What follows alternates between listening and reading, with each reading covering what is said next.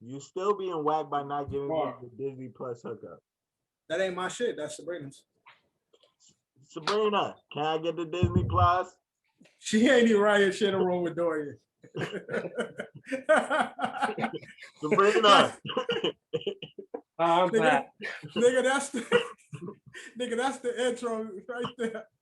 Sabrina, can I get the Disney Plus? You can use it. Fuck it. Use that shit. I don't give a fuck. Yeah, I'm in go mode. Go. Yeah, I'm in go mode. Go mode. All right. Let's get into it, man. Welcome to the OSA Out of Shape All-Stars, episode 3 of season 2, episode 53. And Drew words. Now, as you can see, we'll have enough players for a full team today, man. We tried it out today. We big 3 today. We went over there. We messed with Cube, Ice Cube and them. We got the big 3 in here today. Eddie's on vacation, celebrating his anniversary with his lovely, girlfriend, soon-to-be fiance, soon-to-be wife, Alyssa. Kev is handling some business. DQ is being DQ again, always under the weather, man. Mud butt getting to him early in the season. I thought we was gonna have Cap to fill in, but Cap couldn't make it. So hopefully we get him next week to cover somebody, because I'm sure we're gonna need it. But right now, us 3 is gonna hold it down, man. As you can see, Mr. Reliable in the building. Johnny 5 is here. And back, although he wasn't here last week, back in the building, Mr. Drew is in the building. What's up? And like always, my mama called me Devin, so you can call me Devin. Let's get it started with the open run. Now, we was talking before the pod. So, Drew, why don't you kick us off with the open run? What do you want to talk about in the world of sports? I want to talk about this play-in tournament that the NBA has on right now, and there are some people having like a little tiff with the play-in tournament. Yeah. Just to segue, play-in was brought last season due to the bubble circumstances. A lot of teams wasn't in it, so they wanted to make it more exciting. So they brought in the play-in tournament. It was supposed to be a 1-year thing, but now the NBA is implementing it and might be implemented for the rest of what it is. Right, exactly. And you know what? I love it, bro. But like this is like Mark Cuban and Luka Doncic had a problem with before, because they were like in the 8th spot a couple of weeks ago. So they had a little tiff. This is how the playoff tournament works. It's comprised of the 7, 8, 9, and 10 seed. Right. So those seeds 7 through 10 get to play they have to play for the right to have the last final 7 and 8 slots. Right. Is how it goes. Is you with the 7 and 8 play each other, and the 10 and 9 play each other. So the winner of the 7 and 8 the winner of the 7 and 8 gets the right after they win. Wait, come on. Go back. You said who plays each other again? No, it's the 7 through 10. It's the 7 through 10 sleep. No, but don't the 7 play the 10 and then the 8 play the 9? No. Yeah. This how it goes.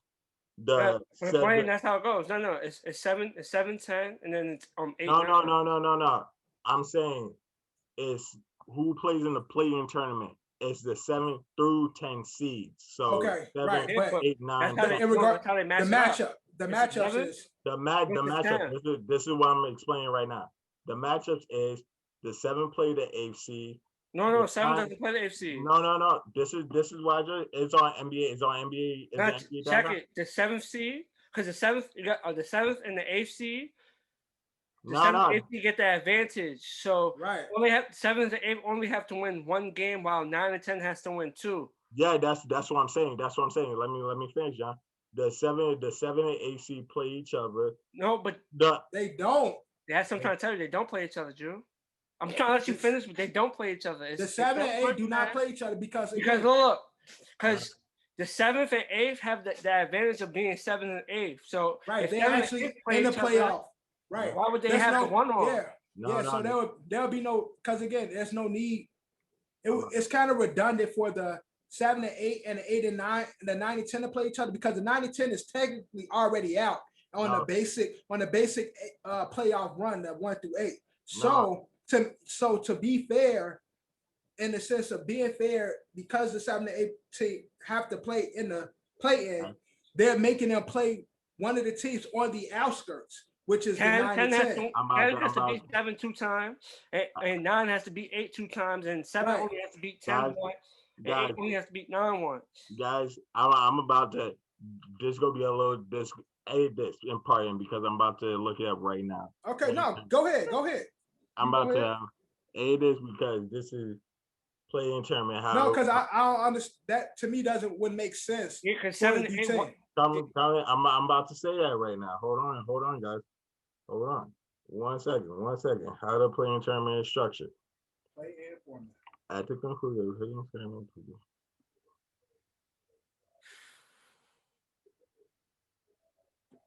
to start the playoffs. Let me go in what I found.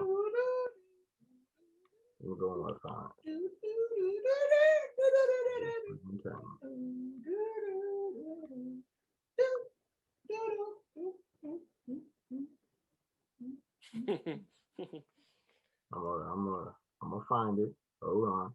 I'll find it because this is what I found. Great. I'm looking at NBA.com right now. He's actually right. How to play? Right. Yes. He's actually right. Yes. He's right. The play-in tournament, the 7 and 8 play each other. Yeah. And the 10 and 9 play each other. The winner of the 7 and 8 gets the right to be the 7th seed. Yeah. The loser plays the winner of the 9th and 10th seed for the final seed spot. Yeah. So look, the 7 and 8, Drew is right. The 7 and 8 play each other.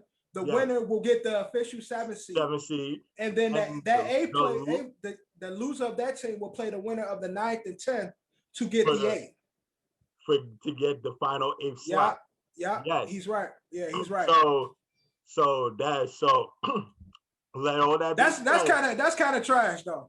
No, it's kind of cool. It's kind of a little more difficult. It's not trash. Yeah, no, like they made it a little bit more difficult than what it needed to be. Because it's going for people that can't slack, bro. You can't slack and just like, oh, I'm gonna get the 7 and 8 spot. Now you got. No, but see, right? That's what I'm saying. I'm not against the play-in.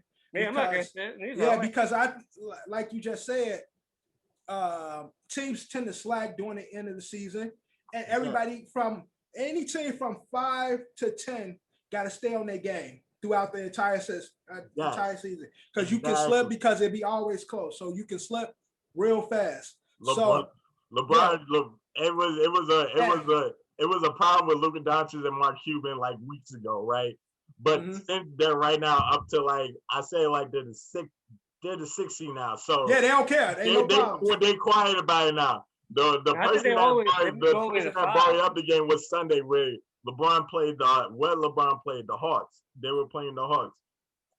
At the press conferences, LeBron was like, whoever I don't care if we slide down to if we have to play into the playoff shit.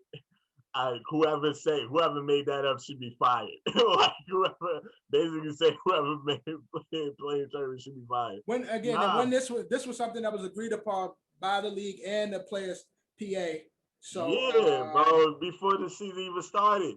So I'm like, y'all need to stop whining. Like I'm just saying to LeBron, like LeBron my favorite player. Y'all know that. Right. LeBron, stop. Get in shape. Get your Lakers in shape so y'all don't have to play. Right. It's no coincidence that no slacking. It's no coincidence that LeBron and Luke and them really didn't have much to say about this until they were actually in the where they have to play in the playing tournament. Where it's no slacking for them. It's no guarantees And I like that. There's no guarantees for the bottom half, so it's like everybody got to play the full season. It's already a shorter season anyway, and then a lot of players been taking time off throughout the season anyway. Like you got to earn those last spots. What I was saying is the play-in itself, they making that more difficult than when it have to be because I'm saying in the sense of usually like in the playoffs you have the 1 against the 8, the 2 against the because it's like it's a level of fairness. I kind of see your way because I thought about that too when I first read the rules. I was kind of like thinking like how y'all was taking it earlier. Like I was like the 7 quick thing. And the 8. So a little quick thing. You're a quick thing. You was right, Drew, but quick thing. So say 7-8 players, right? Yeah. Whoever wins, they're the 7th seed. Now 8 plays the winner of 9 and 10. Right. 8 plays the winner of 9 and 10. Right. So basically, I get it. So the winner of 9 and 10 is 1 game, and then the winner, basically, so if 8 beats the winner of that one time, they go. But the winner of 9 and 10 has to win 2 games and be the AFC. Exactly. It's not that difficult. Exactly. It sounded difficult. It's not difficult. It's not difficult at all. It's one and done. Like that game. Honestly, I felt like it should be all one and done. In the sense of 7, I'm saying in the sense of 7 and 9 play each other. You in or you out. Dead. You done. 8 and 9 play. You win. You're done. Whoever win between those two, the last 2 teams, like you play for placement, pretty much like. But that is how it is. 7 and 8 play each other. 1 7 seed. And then 8 plays the winner of the 10 and 9 spot. You win that. It guarantees like if it's like the 7 and 8 does have the advantage. They only really have to win 1 game, but the player from 8 and 9 and 10, you have to win 2 games to gain your spot. And then again, if you're in the 8th spot and you win the 7-8 game, you move up a spot, which is good. It too. So like, okay, I ain't mad at it. I'm excited to see it. You know who really is gonna make this interesting? The player that's been doing the most right now. Like we'll say Curry is clicking, bro. Yeah, he's that number 10 slot right now. Curry is chomping at the bit to play in that playing tournament. He about to knock somebody off, son. And even Draymond is being consistent, like putting up, actually making shots this season and shit, like being a good facilitator. Yo, Warriors gonna sneak in and surprise motherfuckers. They started doing that like the last month. They weren't doing it through the whole season. Like they AFC right now. Yeah, so all they gotta do, they're in the AFC. I thought they were. They won yesterday. They're the AFC and the Grizzlies lost. Oh, okay. So how does it look for the West right now? It's Portland 7, Golden State 8, Grizzlies 9, Spurs 10, and Pelicans 11. Speaking of the Grizzlies losing, what about New York, man? Them Knicks. We ain't talking about the Nets. We talking about the Knicks, bro. MSG. It's happy, bro. Like I'm not basically a Knicks fan, but I'm here. I feel the energy. Yo, this is I'm saying I feel the energy. Knicks being in the playoffs is the ultimate summer prize for New York. Yo, because again, we got KD and them here. That's cool and all, but the city about to open back up. And then you got a Knicks in the playoffs during the summer. Yo, New York is really about to be lit. Like, and we opening, like New York about to be when is it gonna fall though? Because we opening up on June 1st. That falls July 1st. So they actually go like that whole time spot is like gonna be kind of be messed because the playoffs is going to play before that though. So it ain't really going to be. Is the playoffs is going to be over by July 1st? When is the end of the playoffs?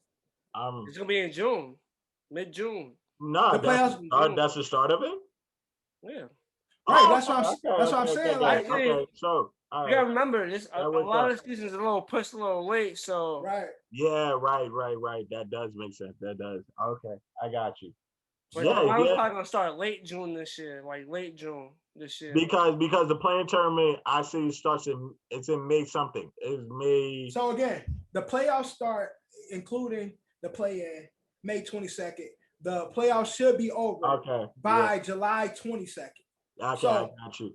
We lit.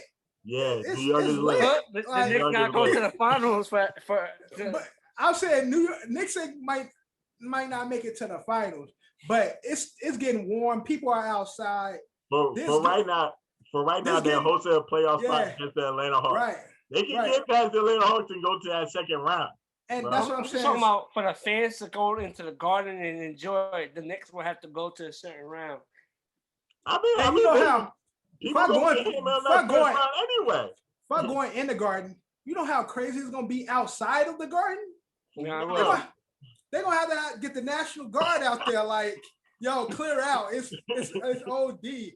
Like, y'all know it's still COVID out here. Like, what y'all doing? Niggas gonna be dead in front of the Garden. Jumbotron game on. Yo, shit, remember how they did in Toronto when Toronto was in the playoffs and outside the arena, it was mob. They had the screen.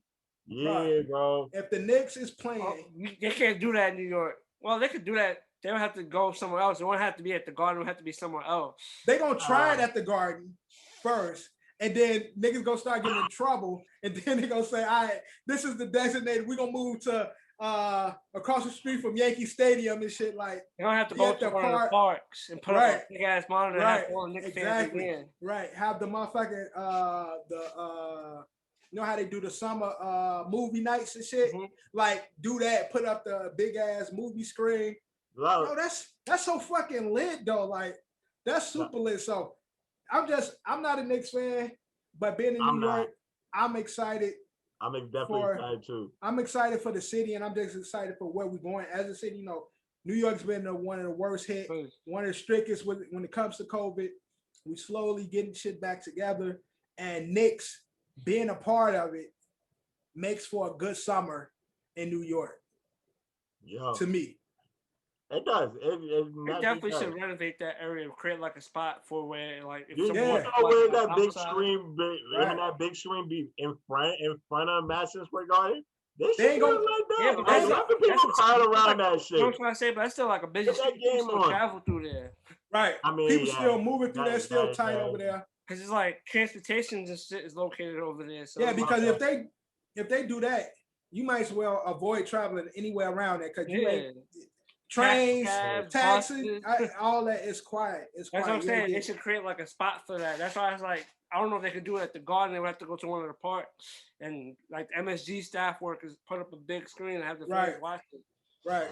Rocket. Yo, another thing. Yo, I see your boy. Remember when we was talking about Chris Paul for MVP, bro? Yeah, your boy is creeping up in there. Your boy is creeping up in that MVP race. Yeah, man.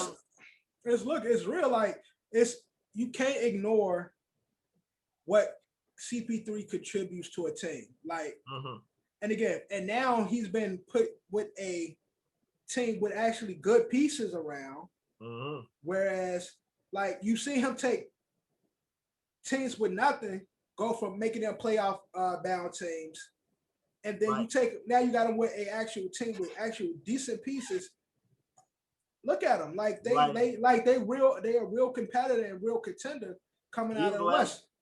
These last 2 years, James Harden taking the Oklahoma City to where it was the 5th seed in the first round. CP3, my bad. Taking Oklahoma City to the 5th round to fifth seed. Yeah, they had it right. They had the 5th seed, right? Yeah, and now this with the Phoenix Suns, bro. Right. Like.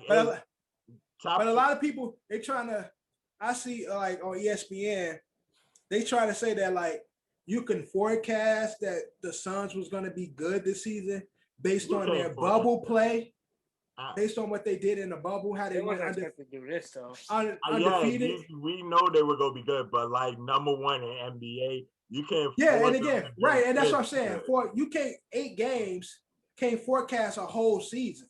Yeah. So. Like, yeah, they did great in that short span and under those conditions, but for them to be doing what they're doing over the entirety of a season, They're number because one. Again, prior to the bubble with that team, they wasn't doing that good. So they had that same team going into the bubble. So it's no way to say like, oh yeah, based on the season prior to us getting attacked by COVID, that we was gonna forecast it. Nah, they played great in the bubble, but prior to the bubble, they wasn't doing that well with the same team. CP3 came there, and now they are fucking official. Yeah, because we all knew that Devin Booker was going to be a rising star. Like they all need like that veteran presence, like a point guard that can actually know what the hell they doing. Like I this is what I get into kin of like when Paul Pierce. I want to say this is a kin of where Paul Pierce was on that team with the Washington Wizards back in the day. Remember that year? Like I do, but I don't. Paul Pierce came to the Wizards.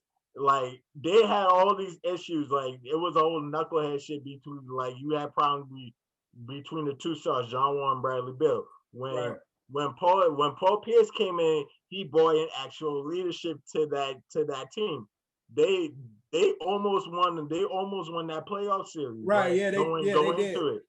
Like if on that last second Paul Pierce shot, they would have won the playoff series. It just so happens that the guys did not let it fall. It went off.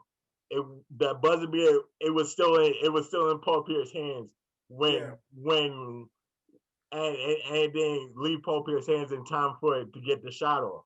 But and all that shit. So the MVP race is right now is between Joker and Chris Paul because Joker in my sense. Joker, because we did it in episode 1 of season 2. We did a question. Remember back at Trash It where Jamal Murray messed up like would be Jamal Murray like is that's up the Nuggets season, right? At the end of Nuggets seasons, it doesn't look like it. It looks like the Nuggets did not miss a beat when. And you know why? Because of not only Joker, but my sleeper, my guy. Michael Porter Jr. My guy. I do be doing his thing. Michael Porter is slowly showing us the player he was coming out of high school, going into college. Like, you know, he's been dealing with injury. Like, Michael Porter was the biggest fucking recruit coming out of college. I mean, coming out of high school. And he would have been if he didn't get injured in college. So he's showing that LeBron-esque, because that's who they used to always compare him to. LeBron-esque skills. Of course, he's not LeBron, but again, being a big guy that can do a little bit of everything, facilitate, shoot, play big, all that good shit. Like Michael Porter is really that guy. So, and, you know, like you said, Devin ain't missing a step without Jamal Murray. And then JaVale McGee. I don't know if y'all saw the game the other night. He was playing good. And stuff like having bigs like JaVale, Aaron Gordon, like that plays a big part. And again, the West is going to be very good. The Western playoffs is going to be very, very good. Now, you got some heaters in the West. Speaking to my LeBron and quick thing to get to thing. Quick thing, NBA, we had 2 returns. We had LeBron and we had that boy, LaMelo. Both returned this past week. They're back. So okay. So since look at the smile on them. Look at the smile when you next to LaMelo Ball. Look at the smile. And my question goes to you, Drew. Since Melo is back, do he deserve Rookie of the Year? No, you was out too long, bro. Nah, you out too long. Nah, bro. I think he still should get it. I think you out, bro. Like, he was out a month? He was. How long was he out? How long? It was like a month. He was out like a month. Yeah, but still, you miss all that game time, bro. If he was stayed in, I would get him Rookie of the Year. No complaints whatsoever. But honestly, who within that month, Melo out, right? What other rookie has really shined the way Melo does? Edwards, bro. Edwards don't shine the same way Melo do, bro. He don't shine the same way. We don't see it because he's in Minnesota. Nobody cares about Minnesota. He in Charlotte, nigga. Charlotte. Nigga, because Charlotte's in the playoffs. That's why. But we don't care about Minnesota, nigga. That's why Edwards ain't doing Bro, we've been seeing Melo all season. What are you talking about? Melo I'm not trying to down Melo. If he wins, I don't have no snake it's in the game. It's not even close. It's not even close. I don't have no snake in the game. If Melo wins, congrats to that man. Melo should be second team All NBA, third team All Stop NBA. It. Stop it. I know he's your guy. Stop it. I agree Stop with you. But you stop it. All NBA, second team, third team, man. Stop it, bro. Now here's where he get hyped. That hyped this kid up so much, bro. Okay, so also speaking of Melo, congratulations to Carmelo for taking the 10th spot in all scoring. Yeah, beating out Moses Malone. So he's number 10 on the list. Congratulations to my guy Melo. I still feel as though say what you said again. The real Melo. Yeah, right. Look, I be joking, bro. I know who Melo and LaMelo is. It's just funny to me, and I just play around. But again, my question to you guys is moving up to this 10th spot, maybe to you, John, because John, you was a big Melo fan in his real heyday. Do you think him moving up to the 10th spot in the all scoring cements his place in like Hall of Fame and his reputation as a player? Because you know what I'm saying, he for the last couple of years he's got a bad rap. They tried to almost blackball him out the league, and Melo has now played his position with the Blazers. He ain't causing no troubles. He's helping the team. He's doing as much as he can. But I still feel like motherfuckers be rooting against him. He's gonna be a Hall of Famer. What I would say is another accolade he could add, but I feel like his Hall of Fame status has already been cemented. Yeah, he's first ballot Hall of Fame. His status has been cemented, so it's just another thing he could add to it. Yeah, it's all said and done. No problems for me. No problems with me, man. He definitely deserves it. But again, we're talking about LA. Lakers ain't been playing well. LeBron's back. AD's back. Well, LeBron had a setback on LeBron came back, then he had a setback. So LeBron, I think they said LeBron's gonna miss the next 2 games. He missed one yesterday. I think he's scheduled to miss the next 2 after. Yeah, so again, when you go. He also did say that he feels like he'll never be 100% again. Which would that whole match where I'll never be that. I don't feel like he's just saying shit. Yeah, I honestly feel like LeBron is a master manipulator. He's big on making the story.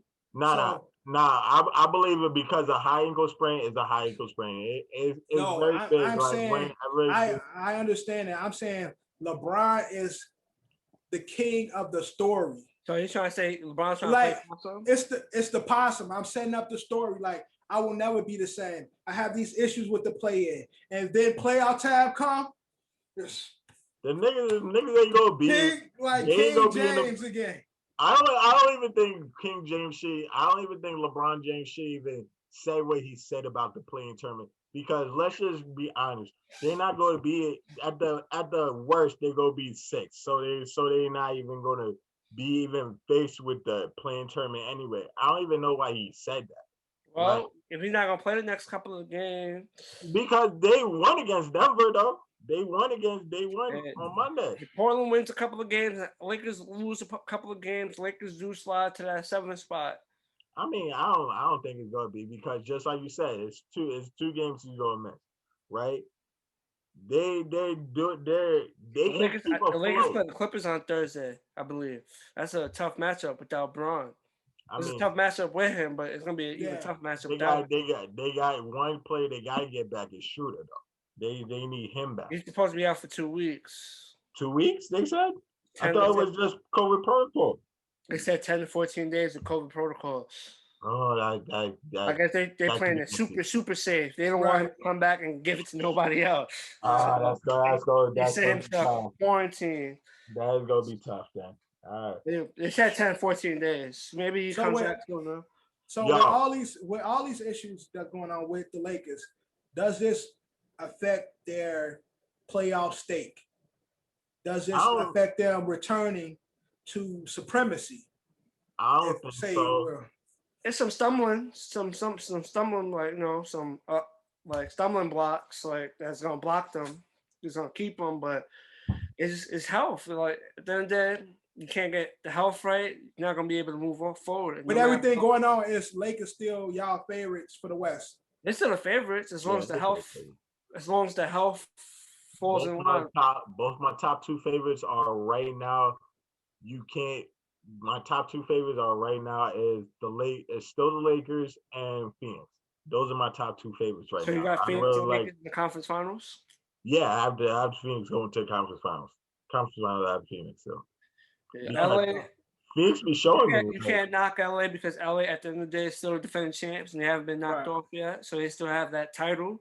But as long as the health lines up, they'll have a fighting shot. But if the health doesn't line up, there could be an early exit. Now, speaking of, before we move on to NBA, unless y'all got something else, Brooklyn and Milwaukee. Oh yeah, I was gonna bring that up. Have been playing KD versus Giannis and stuff. KD's back. I think Giannis had like close to 50. Yeah, 49. And 49. KD had like 40 something. 42. And they playing right now where the Bucks are currently winning. Again, we shoot on Tuesday. Is this the new? Yeah, they're playing right now on TNT. Bucks are up 112 to Brooklyn 104.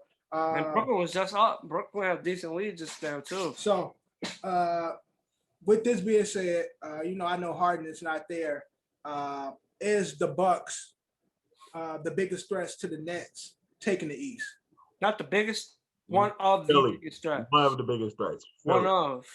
So who's the biggest threat for the Nets taking the East? I think between them two is even.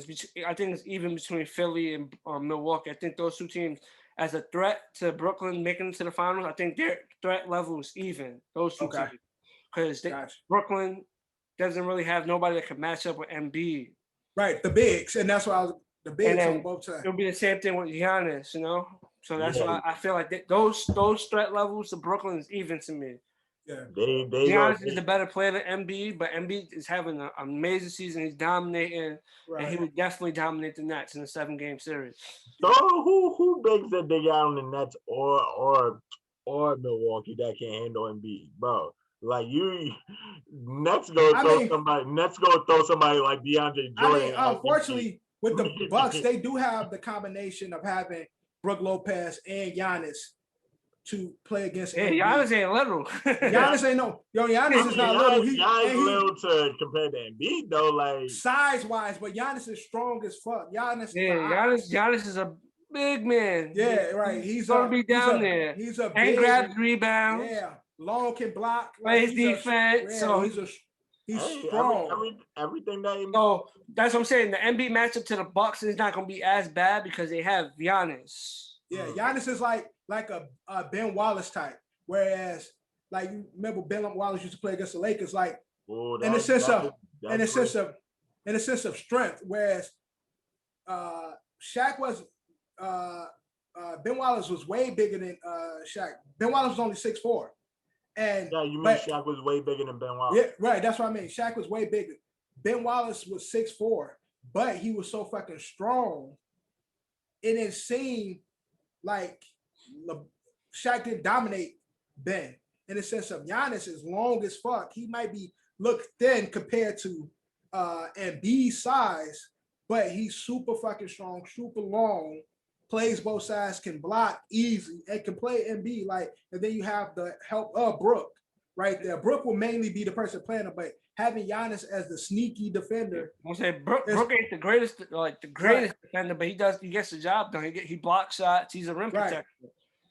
So that's what I'm saying. And having Embiid, knowing that Brook has the help of Giannis, because Giannis is so fucking long, 2 steps from the 3-point line, his ass is under the rim. So it's like, if you really think about it, I mean, I want to say, because like if they have the matchup of Embiid, because Embiid and Ben Simmons can give them a run, because Embiid can do something to Giannis though. Like, what do you think that would be like a comparable matchup? And then if Ben Simmons come out, because Ben Simmons is an awesome defender. Ben Simmons is a great defender. Yeah, he's a great defender. But that's different. Like the Bucks and Philly matchup is a little different. I'm just saying those two teams comparable to the Nets. Play the Nets in a 7-game series will give the Nets trouble. Both teams. Right. Yeah. Okay. Yeah, I agree with you, John. That's what I'm saying. Anything else in the NBA? And outside threat for all my New York fans, the New York Knicks. The more defense than NBA for all my New York fans. Tips. And shout out to the They're gonna be a tough out. No. I don't expect them to go crazy, but they will be. They're gonna play. They're gonna play hard. They right now they're hosting a home playoff to Atlanta Hawks right now. That's crazy for New York. A home hosting. I just want the city to be lit. I know the city if the Knicks win, I know the city gonna be lit. So I want the city to be lit. The city's been down throughout this whole pandemic. Honestly, I hope. I just want to shake up GD with Derrick Rose. You know what I'm saying? Like that's my. Yo, you stupid, man. That's my biggest goal. Shout out to my nigga, man. Let's shake up folks on the Madison, in the middle of Madison Square Garden and shit. As you didn't know, he from Chi-Town, bro. He's from Chi-Town. Anything else in the NBA? We covered NBA. Let's move on. John, you are an MLB guy. So what's going on in MLB? My Yankees got hot this weekend. You know, they obviously played Detroit Tigers. I was at a game Saturday. Me and Kev was at the game Saturday. What happened with that? What happened? You had to get the. You had to get the PCR. You had to get the PCR. I got the rapid test. Rapid test. Okay. Gotcha. It's the choice. They give you the choice: PCR or rapid. Or if you have the vaccine, you show it. Show your vaccine card. Just gotta show proof. Oh, you test negative. But you gotta have that. You can't get in just wearing a mask. No, you have no temp check. Did they check my temperature? I don't remember them checking my temperature. I don't think they did. If you get the COVID test, why do you need to get the temperature check? Yo, my dad had COVID after getting the COVID shot. He currently has COVID after getting the shot. So, I mean, shit. Shit. Yeah, that means you gotta check the temperature. Shit. So you still gotta go. I don't know. You still. Hopefully, I hope your pops get better and everything. Yeah, he feeling better and stuff. But like, he got the Moderna, got his 2 shots, and then just not too long ago got the vid again. So I don't know. But anyway, so Yankees is winning currently, John. Right? That's what you said. Yeah, Yankees on a nice little win streak. No, No. What else going on in baseball? I don't really watch. I was looking forward for the Yankees. No Yankees hit the home run while we was at the game. I wanted to see at least a home run from the Yankees. Not none. No home runs that day, but Tigers hit like 2 home runs that day. But the how Yankees won. How was the stadium? Was it packed?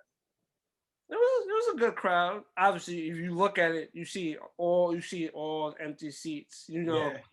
If it wasn't for this, those seats would be full. But it was a lot of empty seats.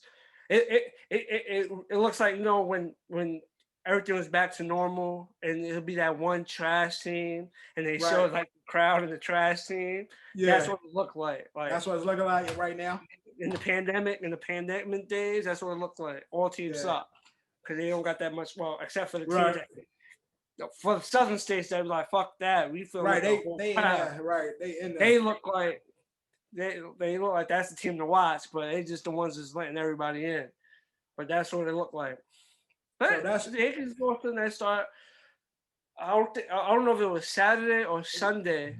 It was Saturday or Sunday. The Dodgers in the same game hit 2 grand slams. So they launched 2 grand slams in the same game. I just hit a grand slam on MLB The Show 21 playing earlier with the White Sox. I was playing against the Royals and shit, and I hit it. You pick it up. I was playing MLB The Show. I got MLB The Show. I was just playing it. I lost. I was just telling Drew he needed to download so we can do a home run derby. All of us. I hit a grand slam with Jose Abreu and shit. Cool. But you guys have a good weekend. That's all I really got for baseball. What happened, Drew? Well, you say you nice at the video game right now, since you talking about you hit the Grand Slam and everything. No, I just be pressing the basic buttons and shit. I'm still right. trash. Yeah, I'm still learning how to play the game too. I play it for the first time today. I'm still learning how to play. No, I've had it about a week now and shit. So I've only played 2 full games. I usually play this one full game, and I played 1 full game, and I lost to the computer 4-1. But I got it on like the basic, like, so if you ever played a baseball game before, like the basic buttons that it used to have. Oh yeah, I got the classic buttons. Yeah, the classic buttons. New stuff, I ain't doing none of that new stuff. Right. I got it the straight classic buttons. Throw the O, like, you know, throw the triangle. Like, I keep the buttons real basic and shit. Like, I ain't doing all the extra new shit. I ain't got time to be learning none of that new shit. But that's our baseball. But let's talk NFL draft. As we know, draft just happened last week. You know, we aired last week on the draft. We did our boom and bust for the draft. But some of your highlights from the draft, John. What you got? Highlights, lowlights. My team making moves. My team helped your team. Well, again, I like what the Giants did for other teams. What they did for their own team. I don't like what they did for themselves coming into this next season. I like the player we picked. I don't like it. To me, it didn't feel. Giants should have been working on their offense. They got the young boy from Florida, who I didn't know who. Kadarius Toney. Yeah, who they compare him a lot to my guy from the Chiefs. I was watching. I was watching like what's the guy from the Chiefs? A report. They said one of the reports I was reading about. You know how they do player comparisons. Tyreek Hill. Yeah, Tyreek. You're deaf. I was reading something. It was some website, some sports site. I forgot what it was, but it was a certified one. They did like a player comparison. They were saying that Kadarius Toney's ceiling is Devin Hester. Right. Can't go wrong with that. That's impactful. Like, no, that definitely is, but that's a big ass ceiling. That's a big ass ceiling. That's a tall big ass ceiling. And also, quick thing, throughout his whole college career, he only dropped 3 passes. Kadarius Toney has hands. Only dropped 3 passes. I mean, that's easy when Kyle Pitts getting all the catches. Like, nah, but Kadarius was getting his catches too, though. They were playing together. Honestly, I didn't know who the kid was. I had to look him up. I knew who Kyle Pitts was. Kyle Pitts lined up everywhere. Quick thing. To certify also for those who questioned it, Urban Meyer came out and stated that he really wanted Kadarius Toney with the 25th pick. He was shocked that the Giants took him with 20. He thought that the Giants who had the offense set would pick differently, so he thought Toney would fall to him at 25. Well, honestly, I thought Giants would pick different because, again, you got another receiver, but y'all still ain't improving that line. Like, they went big on the defense. Like, they went heavy on the defense. Where they didn't really need to go last year, though. So we gotta give them time to develop. They only played 1 year, so it's like if we already got 3 in the already up and coming, why add like 2 more when we ready have it filled out? So we gotta see how the young guys year 2 play out, and then with the vets that we already have. I just feel like Giants went defense heavy when they should have been focusing more on the offense, especially with an injury-prone Saquon, and you got an injury-prone baby Megatron. Galladay. Galladay. You got an injury-prone fucking Shepard. So that makes it perfect that we drafted that, but the wide receiver who could play versus he could do special teams. Out the backfield. I just hope that offensive line. Exactly. That's the key. That's the key is the offensive line. Because again, it's a lot of good picks at the line that they could have picked up this season. I didn't know about the guys that they had last season and what their college careers were, but the guys that's coming in this season is a lot of talent. For them to not get the big name O-linemen was kind of like, I'm like, damn, what the fuck is going on? Well, let's get to something very interesting that also happened on draft night that probably would have changed how the Giants drafted. The Eagles and the Cowboys made a trade together. Right. It was in cahoots. Giant fan was mad at that. In cahoots, maybe because some people in the Giants organization wanted Devontae. Oh yeah, they would have definitely got Devontae. So you know what I'm trying to say? So then two suckers from our division want to play, big sucker moves. Yeah. It was in cahoots. It was like, all right, we can get this pick. And then obviously Smith goes to the Eagles. Giants. I feel like that was one of the main reasons why the Giants decided to trade back. Because they probably felt they wanted, at that point, that's who they wanted. And they probably had Tony behind Smith. And then once Smith was off the board, they was like, okay, let me see what we could get offer-wise instead of just selecting an 11th. And the Bears gave us a first-round pick for next year. So that's true. That's a great move. All right, any steals for you? Any highlights for you, Drew? In regards to NFL draft?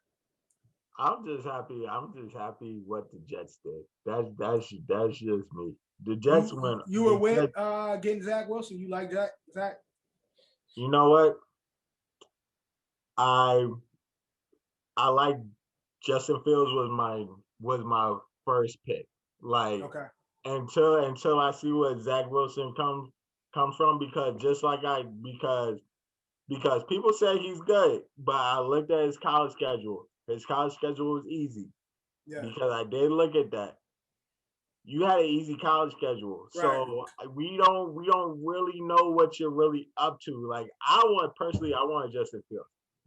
But the Jets brass obviously had other plans, and people. That's how you feel about the Bears getting Justin Fields. And again, I think Bears is not my team, but I think that was the biggest steal of the draft. Yes, definitely. Justin Fields. I like that move. That was a good move for going to Chicago. That was a good move. Not only did that, Chicago got two good offensive linemen to pair with Justin Fields. And adding, you got Allen Robinson, Montgomery already in Chicago. I think Nagy and them is the problem. They need to coach right, and I think the Bears have a lot of potential with Justin Fields because I think him and Trevor Lawrence is 1A and 1B in regards to the best quarterbacks coming into the season. As I said in the last episode, they cooked Trevor and them early in the season. He had two losses, one against Alabama, the best team in fucking college, and the other loss wasn't a loss for him. It was his defense loss. So Trevor Fields, he lost against Alabama. He didn't have a great game against Alabama, but consistently he's had a great college career. I know Ohio State QBs usually don't transition well in the NFL, but they compare him a lot to Deshaun Watson coming into the league. I think he has a lot of talent. It's all about, to me, and he has the pieces to start off with a good. It's not like he coming into a team where just like him trying to make something happen. He has more like the Jets, fucking Trevor Lawrence will have to do. Whereas it ain't much there. Chicago has some pieces there. Nagy and them just have to coach right, coach to his skills. Not try to do the conforming of the player and shit, making them the pocket passer, play the game to his skills. And I can see Justin Fields being the quarterback for Chicago for a long time. Where did Mr. Trubisky go? He went Bills. He's with the Bills. He's back. I know he signed up to be a backup quarterback somewhere. Okay. I mean, the Bills. He's gonna be behind Josh Allen. Yeah, But just like my Jets did, and they trade up to give my kid at guard. So you got QB that's touted a good one. Let's see how he pans out. Plus, also you got somebody to protect him because we had a guy back in last year, and also last year and this kid at guard. So you're sure of your right and your left guard is set. So now. So now what's Jets pieces though? Who they got at running back? Who they receivers? They picked up. It's not who they picked up in the offseason. They picked up Corey Davis over from Tennessee. Tennessee. That's a good pickup though. I like. I had Corey Davis on my fantasy team last year. I like Corey Davis.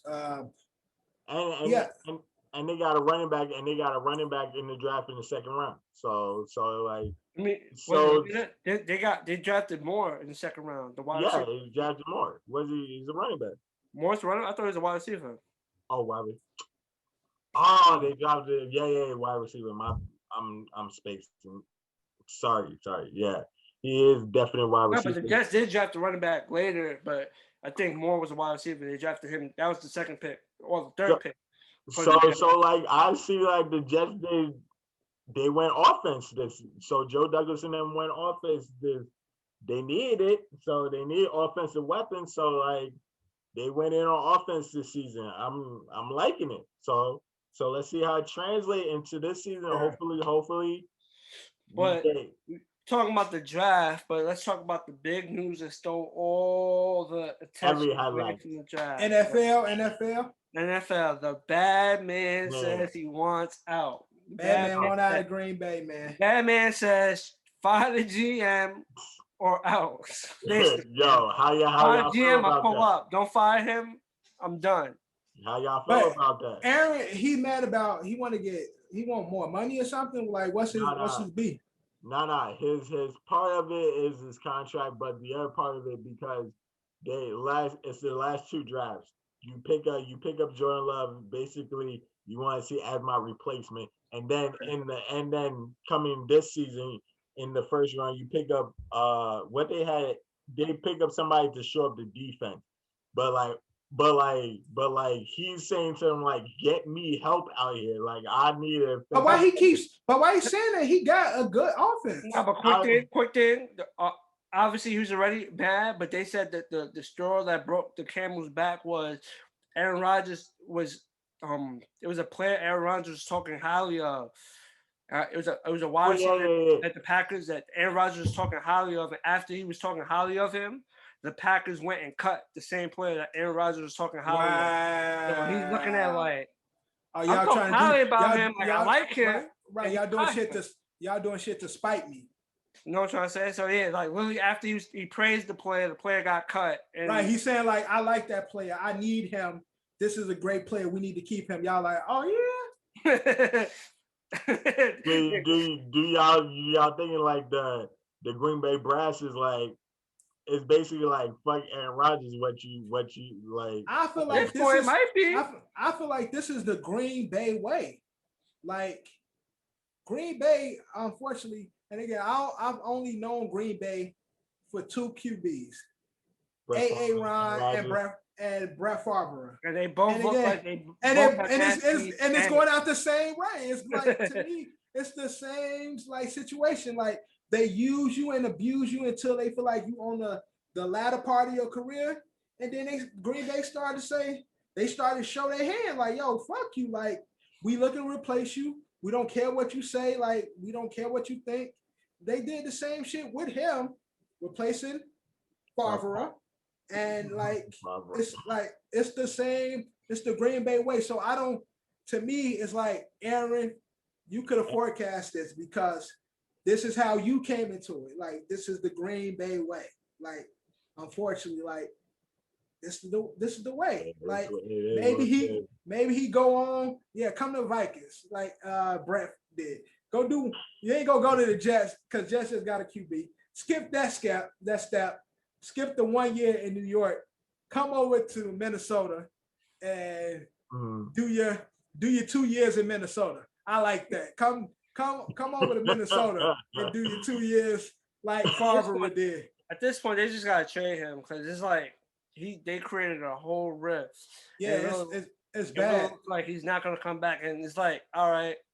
Aaron Rodgers is the reigning MVP, so it's not like you can say he's getting old. Right. He's the reigning MVP, so he's the top right. guy. The top dog. What you guys think about? So it's like he has leverage. It's like I just want MVP. What do you think about like the owner's brass, like the GM and the coach saying like Aaron Rodgers is our quarterback? up until like we trade you and shit. It's not even just on Green Bay. Every team says that shit until it's like PR. It's PR. It's PR. That's although I feel like Coach feels like he still wants Aaron, even though they've had their issues in the 2 years he's been there. I feel like the coach is honest and like Aaron is our QB until he ain't our QB. But in regards to the GM, them they gonna that shit all PR because it makes you look like the asshole. You are even though they doing you dirty behind the doors. Aaron is our QB. We believe in Aaron. We love Aaron. Because how who's the coach in San Francisco? He did that. Shanahan is doing the same thing right now with Jimmy G. Right, exactly. They just drafted Trey Lance third pick.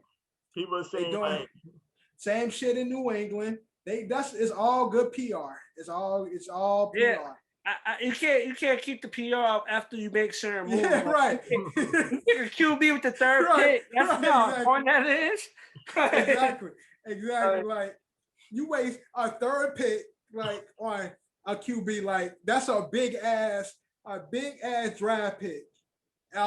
Jimmy G is still a guy, like, but then he was also saying, we don't know if we're gonna let him either. So I mean, he said that we don't know if we're gonna let him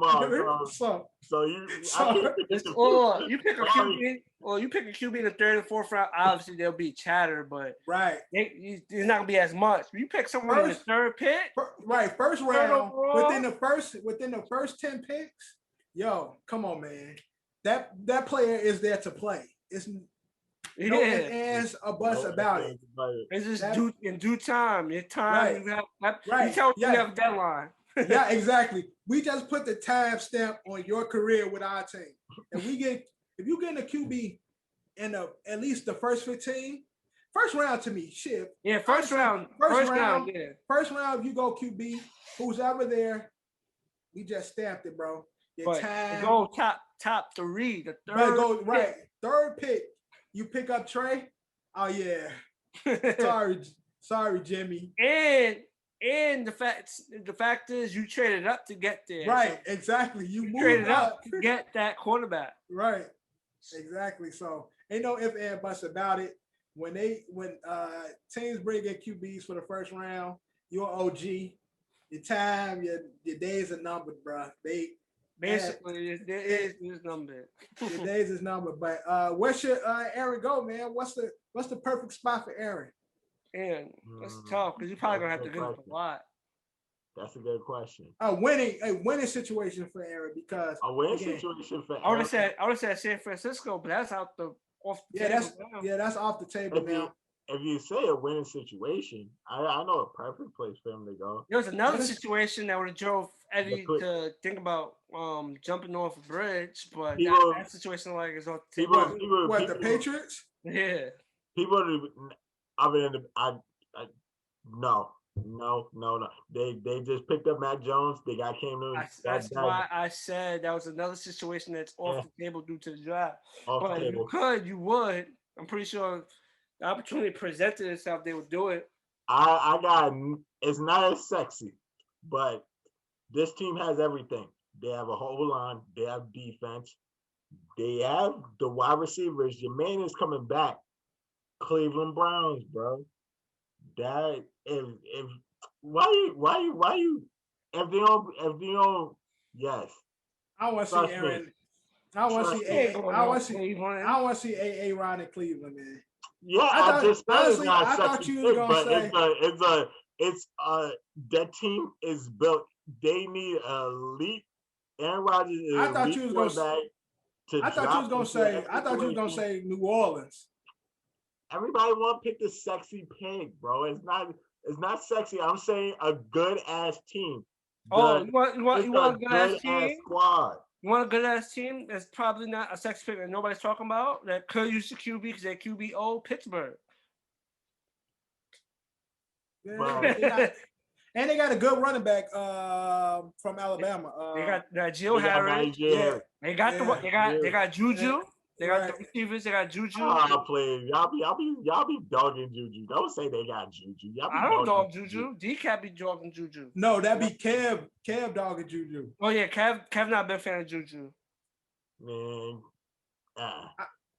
again with Aaron and that defense, that would be crazy. But Bennett. They'll be doing Big Ben dirty, but look at the Cleveland Browns team. Y'all just because Cleveland Browns Cleveland, they got Baker Mayfield. Cleveland Browns, but Cleveland is too invested in Baker. You think so? If they had a chance at Aaron Rodgers, I think Baker, because Baker is big enough of a star, they wouldn't push on that. Yeah, especially with Baker, what the money that Baker getting and the stardom that Baker has right now. I don't think they'll shoot for that. Aaron Rodgers got stardom too. No, I know that. I get that. Look at the situations. I just picked the aging legend. The Browns fans would be like, yeah, do it. Because they already then said, yeah, we'll take anybody. We'll take a superstar over Baker. Like, yeah, we can move Baker. But I'm just saying the organization probably wouldn't move on Baker, like especially not with everything they invested in Baker. Another team that probably gauge the interest of this trade. That's probably not a sexy pick. Is Minnesota. Denver probably gonna give them a call. Denver is always that team that niggas go to when they tired or they get mistreated by their team. Denver's like the fall safe team to go to. Like that's the fail safe. Go to Denver and shit. Like, I mean that's not bad because they do. And Denver got good pieces. They got Mail. They got receivers. They got a good tight end. They got good pieces over there. So it'll be a decent fit for them. But exactly, they Denver just got didn't they get Bridgewater? Ain't Teddy over there now, right? That's where Teddy went. Bridgewater. Yeah, Teddy in Denver, backing up. Teddy's on Denver. Yeah, Teddy's on Denver. Yeah, he's back. Of course, he's gonna be backing up the white boy. I don't think he's starting. I don't think so. I think Teddy's starting. I think Teddy. Yeah, he is, but Teddy's gonna have to steal that. It's gonna be a quarterback. You gonna make that? Oh, right. I think it's gonna be a quarterback competition. It's gonna be, but Drew's gonna start. Drew's gonna lose his position, and then they're gonna bring Teddy in. That's how I see that going with that. Yeah, but anything else in the NFL? Well, recovery. AB re-signed with the Patriots, so. Oh, the Bucks. You mean Tom Brady? I mean, yeah. I'm sorry. Right. I thought y'all would have done that last week. We signed with the Bucks, and Julius Edelman has retired. Tell you, y'all see what Brady said about Julius Edelman. Julian Edelman. Did you see what he said? Like he ain't really retired. He just want to come to Tampa. He just too afraid. He's too afraid to tell Belichick. I know how that feels. That shit was funny as hell. That'd be crazy if he go to Tampa though. I think that's in the future for him, but we shall see. I think that's in his near future. He's gonna give him some time to let it, But another funny thing, Brady said he would trade 2 of his Super Bowl rings. Oh yeah, for that 19-0. Yeah. He said he would trade 2. He said without a question, without a doubt. That's all talk. He said without a doubt. I believe that's all talk. You still have 5 championships and the perfect season. Like over 7 championships, bro. That's all talk, bro. Bro, what? Yes, 5. You take for a perfect season with the Super Bowl victory. How many people have that? Yeah, I'm saying Brady again. He will have 5 rings. Motherfuckers went. Nobody. It ain't many people with that. So to have that with a perfect season. That's the ultimate GOAT level type shit. Like he's ready to go. He's already the GOAT, but like to go 19-0 in football. I hate this shit. In football. Maybe go sit down somewhere. That doesn't happen. Start being old and retire from football. Yeah, so he'll have 5 rings and he'll still be competing for more. With a perfect season. With a perfect season under his belt. It's you know how funny that is? That he said he could trade. He could afford to trade 2 rings. 2 rings. Right. Resume. Exactly. Like, yeah, take 2. Give me that. Take 2. Still got 5. I still got a right. finger in my hand. Right. Exactly. So it's not like that just shows you how mad he must have been when they lost. Shout out to my man Eli, but that's how it shows you how mad he was when they lost. All right, John. Why are you talking about this? You're a Giants fan. Tom Brady said it. He said it recently. Not be talking about this. Recent. It's recent. Yeah, also, Tom Brady said it recently. We just brought up Tom Brady, and just went with what we were talking about. Also, so moving on for football, the most decorated Olympic athlete, the athlete formerly known as Bruce Jenner, now as Caitlyn Jenner, is running for the governor of California. Is that's not going to happen. That's a fact. But you shall see. You shall see. Can't say I never. mean, Arnold won. So Arnold has a way bigger profile than Bruce. Caitlyn Jenner is pretty popular. Caitlyn Jenner is pretty big. Only thing that messes her up is she's not even popular with our own community, bro. I was just about to say that you Republican and you transgender, and then like, yo, bro, you a big contradiction, like in regards to the laws and shit and the community that affects you.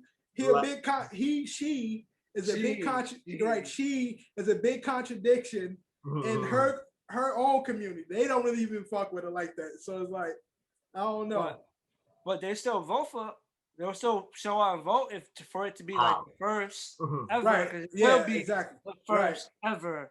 Right. Transgender governor. Listen, she got the funds. She got the, people know who she is. She got the funds. Yeah. People know she got the connections. And again, it's not impossible. It's definitely not impossible. Not impossible. But yeah, so good luck, Caitlyn. Also, I don't know if y'all saw it. Did y'all watch the WWE Legends Macho Man Randy Savage on A&E? I watched it. No. Any takes on it, John?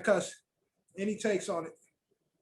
I feel like, Macho Man is one of many characters of entertainment. Come on, brother. I'm going to tell you one thing. You better... He's one of many to live the character while he was performing, and then take that character and be the real life. You let you let real life and his job blend. He's one of many.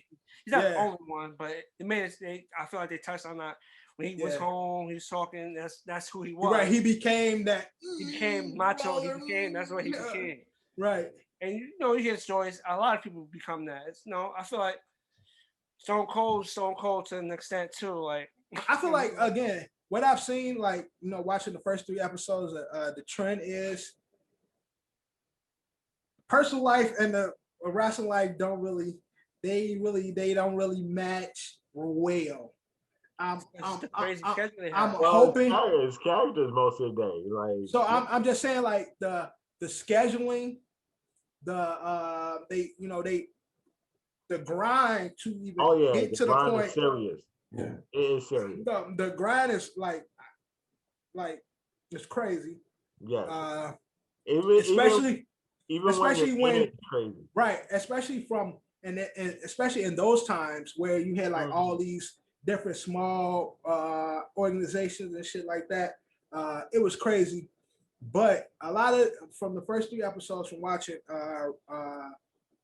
Stone Cold, from watching Roddy Piper's, from watching Randy's, personal life plays is second fiddle in this wrestling shit. Because they really have to commit to this character. And they spend like 300 days on the road, and that they have to practice. And that's what you see. Like that's the key word, commitment, because they are really committing to these characters, and they honestly become these people. And unfortunately, the character doesn't work in real life situations, and so you see a lot of turmoil with these athletes in regards to their personal life. Randy Savage again was big, especially for me, WCW days, early WWF. That's the Macho Man and stuff. Did y'all ate Slim Jims because of Randy Savage? Remember the Slim Jim commercials, and I had a Slim Jim before. I had Slim Jim. Yeah, I definitely had Slim Jims. I don't think it was because of Macho Man Randy Savage though. I just ate them. But Macho Man definitely made them like. I feel like I would never heard of Slim Jim if it wasn't right, exactly. In my honest Macho opinion. Man, yeah, that's my opinion. Like slap into a Slim Jim all the time. Yeah, all the time. Different versions of it. So I've had a Slim Jim once. I just remember it was mad salty. But I used to love them shits. I mean, like I was. But it was dope. Like nasty as hell right now. If I ever buy into one, I was like, why the hell did I? Yeah, like bro, you might go to the hospital because your blood pressure gonna shoot through the roof eating that shit. I liked this as a child, but I used to love them shit. But it was crazy again, like seeing Elizabeth, rest in peace to her, as well as rest in peace to him as well. Whereas, his first wife, Elizabeth, unfortunately, she, due to being a wife to a wrestling star, and then former wrestling star, and then her life transitioning into wrestling as well, trying to be the character Elizabeth, Macho Man's wife, and then being the real wife of Macho Man, that played a big part in her untimely death and being a part messing with, because I didn't know she was actually dating Lex Luger at one point. I remember her being with him, like being like his manager, but I didn't know it was actually a real thing. Like, you know what I'm saying? Like going. Because even with Macho Man, like, of course, we believe, like, as a kid, like, oh, this shit is real. But as I got older, I thought it was still, like, now in hindsight, like, oh, this shit was all fake. But now to seeing, like, scripted, right, seeing it, because you can't say the F word, but seeing that it was all scripted, I didn't think, like, oh, that was really his wife.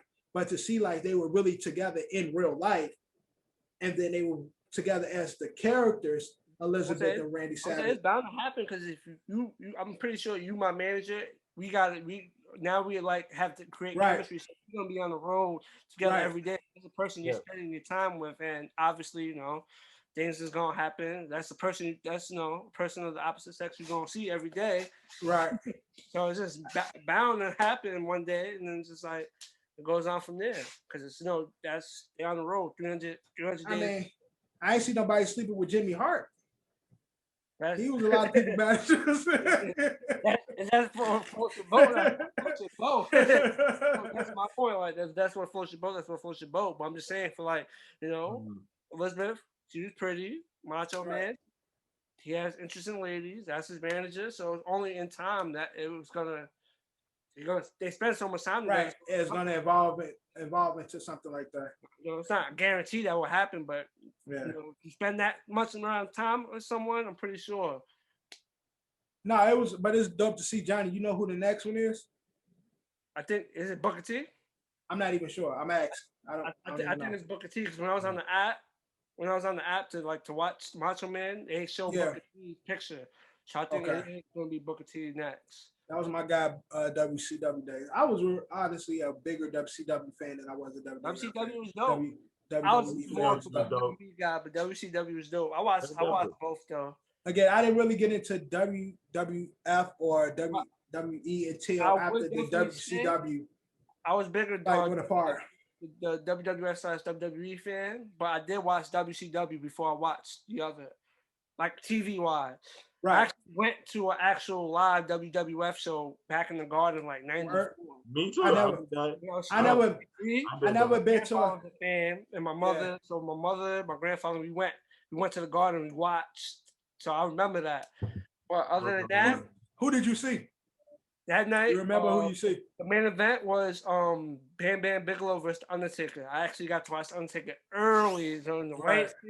Yeah. When he was scary to us. So right. So he had Paul Bearer with him.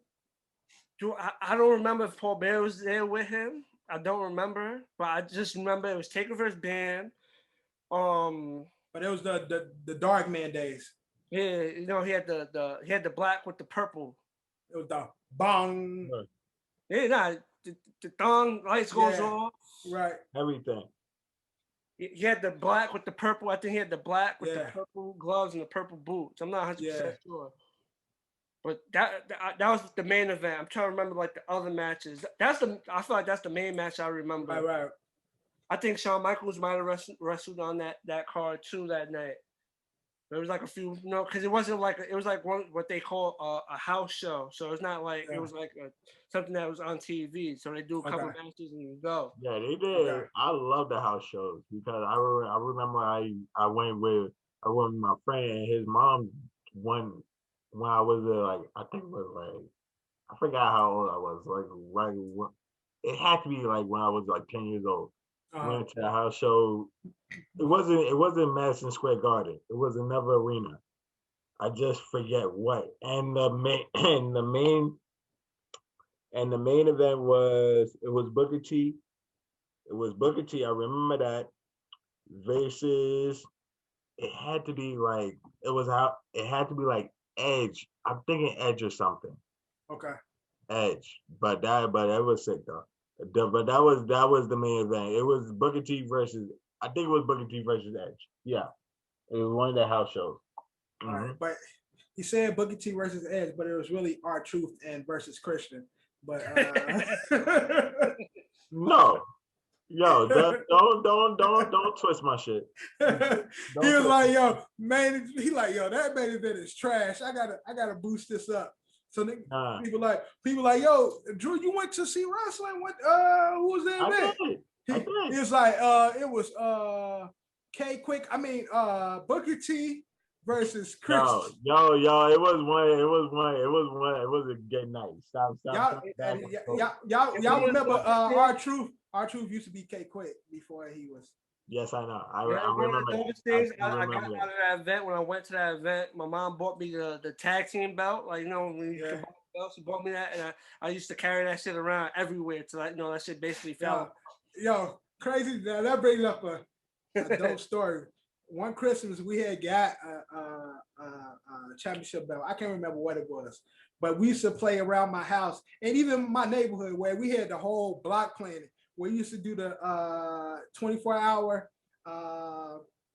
championship match. So like anyway, if you got the belt, like you know how they did in the rest, like if you outside with the belt, like niggas on the block will attack you to like win a belt. And we had it was like that's like 3-4 blocks where we had this one belt that we used to all pass around until my mother got mad. It was like, I spent my money on that shit. Y'all better go and get that fucking belt. Cause I forgot who had it. It got so spread it in the neighborhood because she bought it for the crib. But we used to play in the crib, have the 24-hour hardcore match. My little brother be playing it. He'll be playing the game and shit, but he'll be the champ. And I just attack his ass and then pin him and then take the belt. And then once the neighborhood, our friends got noticed that we were doing that, our friends started getting involved. And then I remember I used to have a friend named Westside and shit. He had beat me for it and I allowed him to take the belt. But again, I couldn't let my mom and them know because can't take shit out the crib. And then he let people know what we was doing. And it just became a neighborhood thing and shit, where everybody was doing it. We did that shit for a week where shit was within 4 blocks, the belt was just spread it around the hood and shit. All the shorts, we used to have the mattresses outside and shit, the old mattresses, and we go out there have straight up Royal Rumbles and shit. Then one day my mother was I can't remember, she saw somebody in the neighborhood with the belt. And then me and my little brother, we was riding our bikes and shit. And we come to the crib. She where that belt I brought y'all? And we trying to lie. We oh, it's in the room. She yeah, go get it. So we stalling, trying to damn, what we gonna do? And then I'm I'm the honest one and shit. So I'm yeah, I think so-and-so got it. We've been doing wrestling where everybody get a chance at the belt. She you motherfuckers better go get that belt or I'm gonna beat both of y'all ass. I went down the street yo, give me my belt before we get to the fight because my mama's about to beat my ass. I'd rather fight you than fight my mama. So either I'm gonna beat your ass or my mama gonna beat my ass. So what is it gonna be? And I brought the belt back, and then my mom took it from us and shit. Like, y'all niggas don't deserve nothing. Y'all don't take care of nothing. Your daddy, where she said we buy. Oh, you motherfuckers, all this, even though it was my dad buying everything. And shit, she just blow his money. But yeah, I remember that. That was some good times growing up as a kid. But championship belt. Anything else in open run? So before we move on to bag of the trash. I think for the most part we covered everything. I think we covered it. Happened in the sports world. LeBron talking out about the playing tournament. Being soft. Yo, talking out on the playing tournament. That's all, Drew. That's some soft ass shit. I mean, yeah. I about the playing tournament is so I ain't gonna lie, it was. No, you definitely. I think we definitely covered everything. All right, so that's the open run. We moving on to bag of the trash. Now again, NFL draft just took off. Just happened. My last episode. As we all know, Trevor Lawrence was drafted number 1 by the Jacksonville Jaguars. So bag of the trash. Kick it off to you first, Drew. Bag of the trash. Will Trevor Lawrence pass for 4K this upcoming season? Trash, bro. Nah, 4K. That's pretty lofty, bro. I mean, they better do a quick turnaround of what the Jaguars used to be. Trevor Lawrence better be that guy, but I don't see it. Trash, bro. Trash. All right, Johnny, bag of the trash. Barring health issues, I'm gonna bag it. Look at the era on football we in. It's chucking it downfield, it's throwing it, spread offense, throws a QB error, and I'm pretty sure. I know. Trevor Lawrence is gonna have, he's gonna have his rookie rookie woes, but 4,000, I think you get that. Getting the yards is different from his TD to intel ratio. He might have 4,000 yards and throw more intels than TD, but I think he'll get the yards. Barring any health issues, I think he'll get the yards. Again, he's gonna win, but I think he gets it. Not comparing him to Justin Herbert, but I'm gonna bag it. Justin Herbert had 4K last season, and again, we in the passing league, everybody throwing deep. I don't think it's hard. I ain't saying he ain't gonna have a bunch of interceptions because I believe he will. But getting to 4K, I think it's possible. Touchdowns, we'll see. Interceptions, you're gonna have a bunch of them motherfuckers. I can guarantee that. But 4K, yeah, I can see 4K. That honestly, in today's NFL, for the QBs, especially somebody of his talent, I don't see that being hard. So I'm a bag. All right, moving on. Now, also in the NFL draft, we saw the Patriots take Mac Jones. Mac Jones. They recently signed Cam to another 1-year extension. 1 year, 14 mil. 1 year, 14 mil. But again, we spoke about this in the open run. Generally, when a QB comes in the first round or drafted in the first round, if you're the QB at a team, the days are numbered. So, John, kick us off. We're bagging the trash. Will Cam Newton remain starter until season end for the Patriots? As long as he doesn't get hurt and has to miss a game, I think he'll be the starter from game 1 to the last game of the season. So you're gonna bag it? Yeah, I'm gonna bag it because I feel like Belichick got the QB he wanted, but he still wants that QB to get a little seasoned before he throws him in there. The safety blanket. Mm-hmm. So I think Cam is gonna be the starter. I think Cam's job is safe as long as he doesn't get hurt and has to miss some time. Because then when that happens, and then the rookie quarterback comes in and he has like a couple of good games and it's over. And that's how Tom Brady happened. Drew Bledsoe gets knocked out, Brady come in, and the rest is history. All right, Drew, bag of the trash. Is he gonna be? Yes, I believe just what Johnny said. If he doesn't get injured or because this is gonna be a stopgap for Cam Newton. Like next season they go hand it over to Mac Jones. But this season, they go use this season to prep up Mac Jones.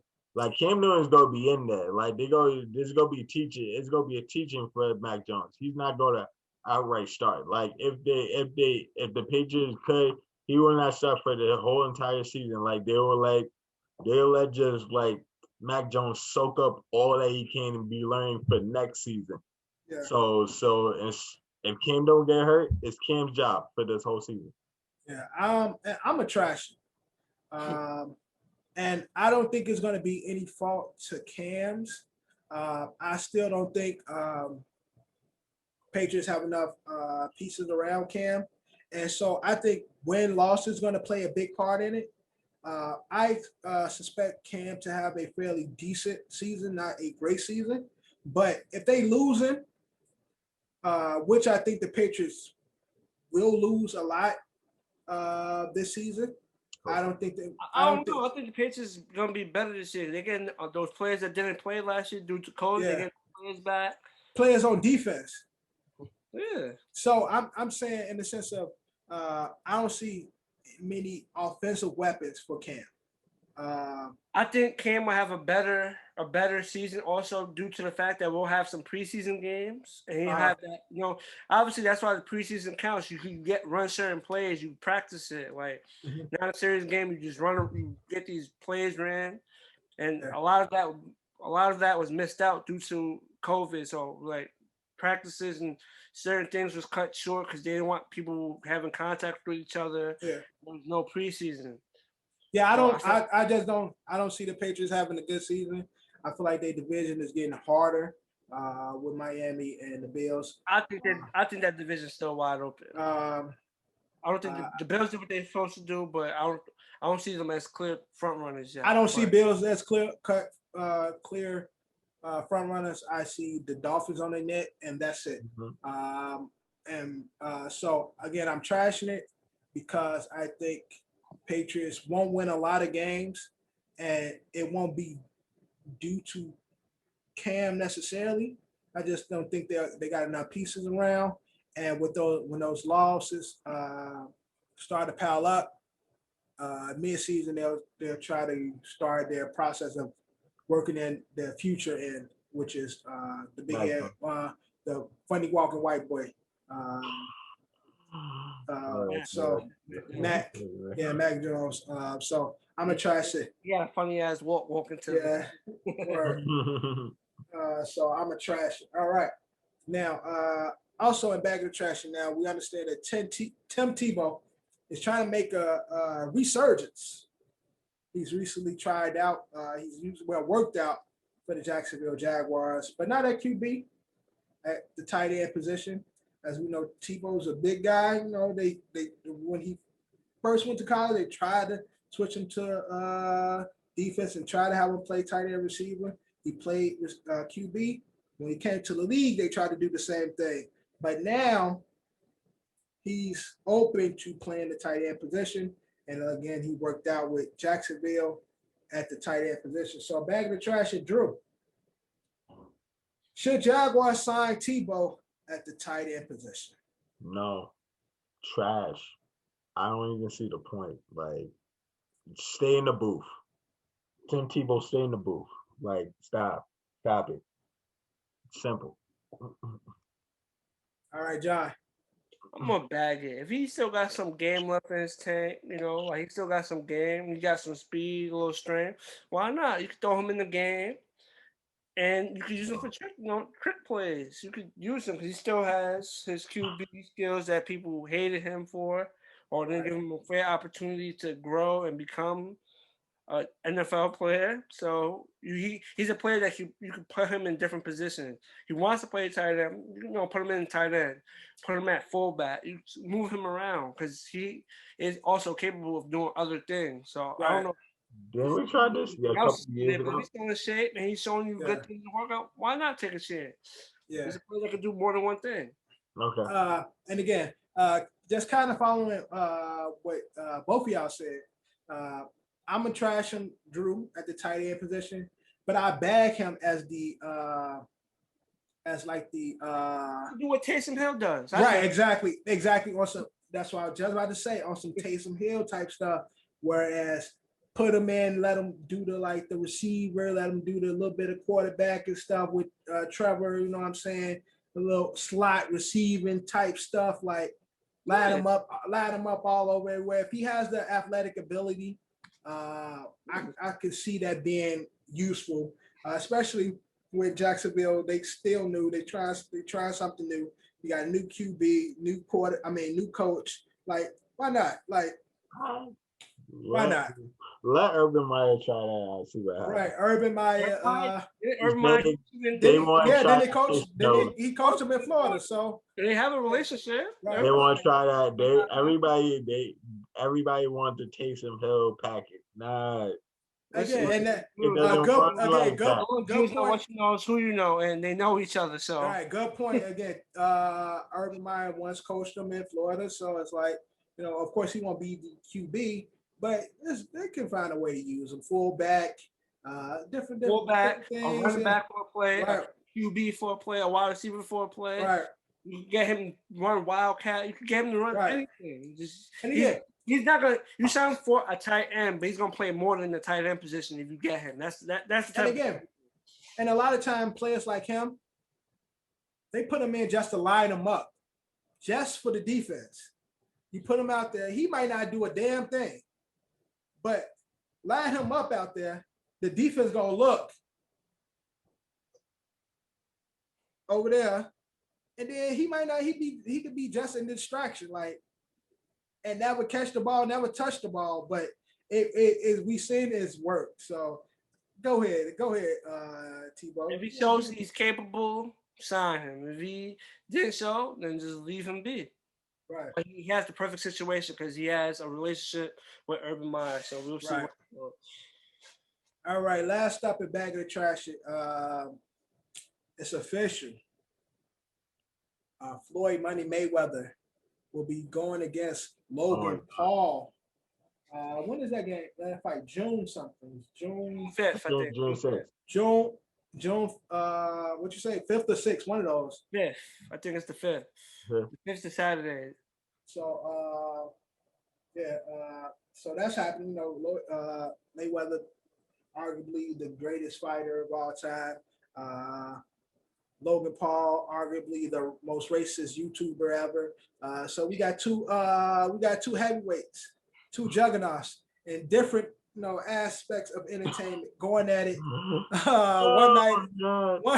One night only, as you know, Triller, Showtime, or whoever the hell YouTube. Everybody. I don't think it's not Triller.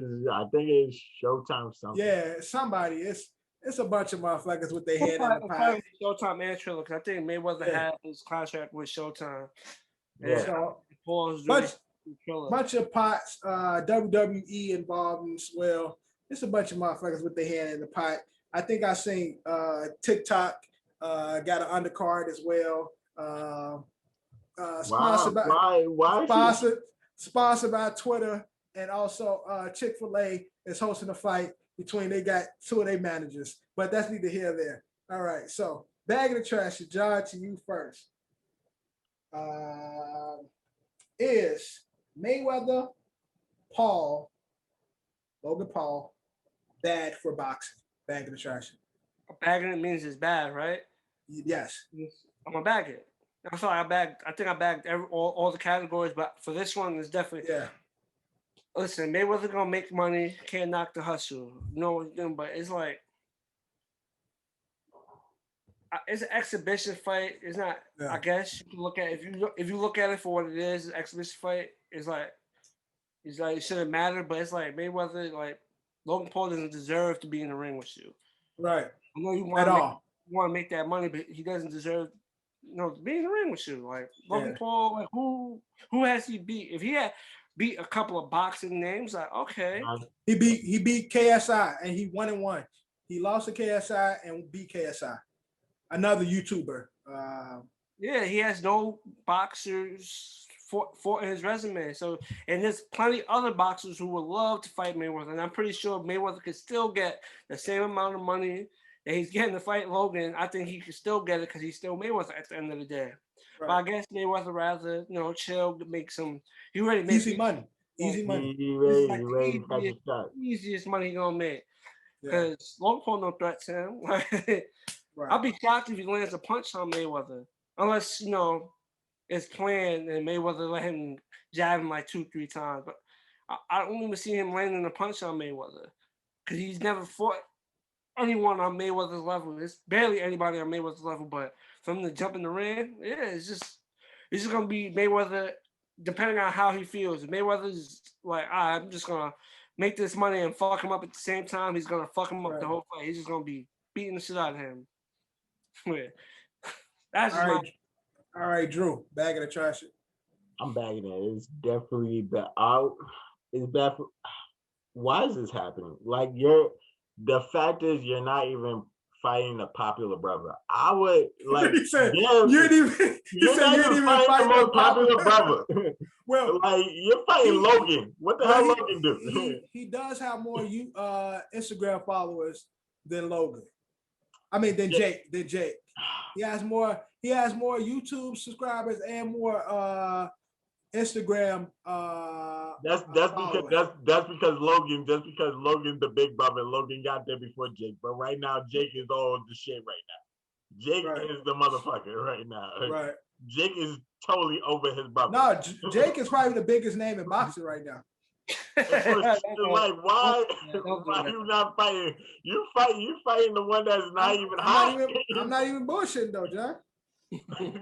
Stop it. Yo, and okay, so just to clean this up, yes, it's bad. Yes, it's bad for boxing. Mm-hmm. But that's also a good fucking thing. Because I feel like showing boxing like you should hype up the fighters more. Exactly. Y'all need to do more for y'all fucking fighters. Y'all need to give us the fights that we want. And then also, it's bad for the WBC and all the figureheads that hold boxing into these restraints and these promoters that give us bullshit fights and give us the fights that we want after the fact when nobody gives a fuck anymore.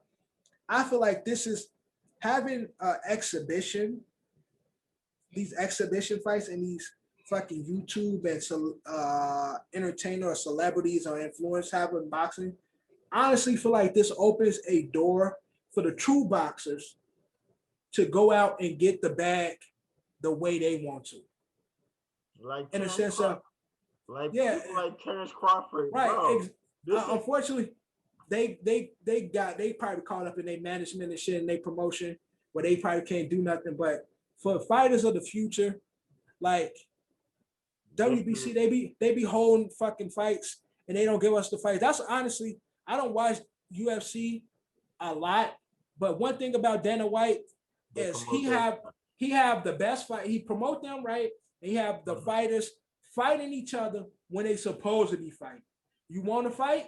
Let's go. Like you say you the best, you got to beat this person and this person, and then we gonna give you this person. Like Dana White makes sure that shit happens when motherfuckers supposed to fight.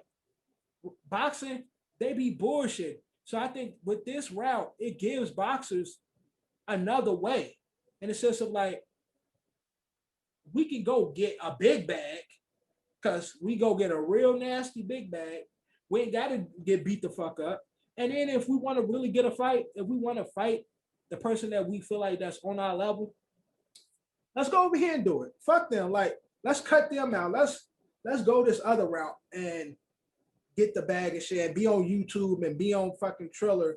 Cause the WBC be bullshit. They just don't give us the fights we want when we should have them. Like everything be after the fact or when the fighters either like not in their prime, like when Mayweather fought Alvarez.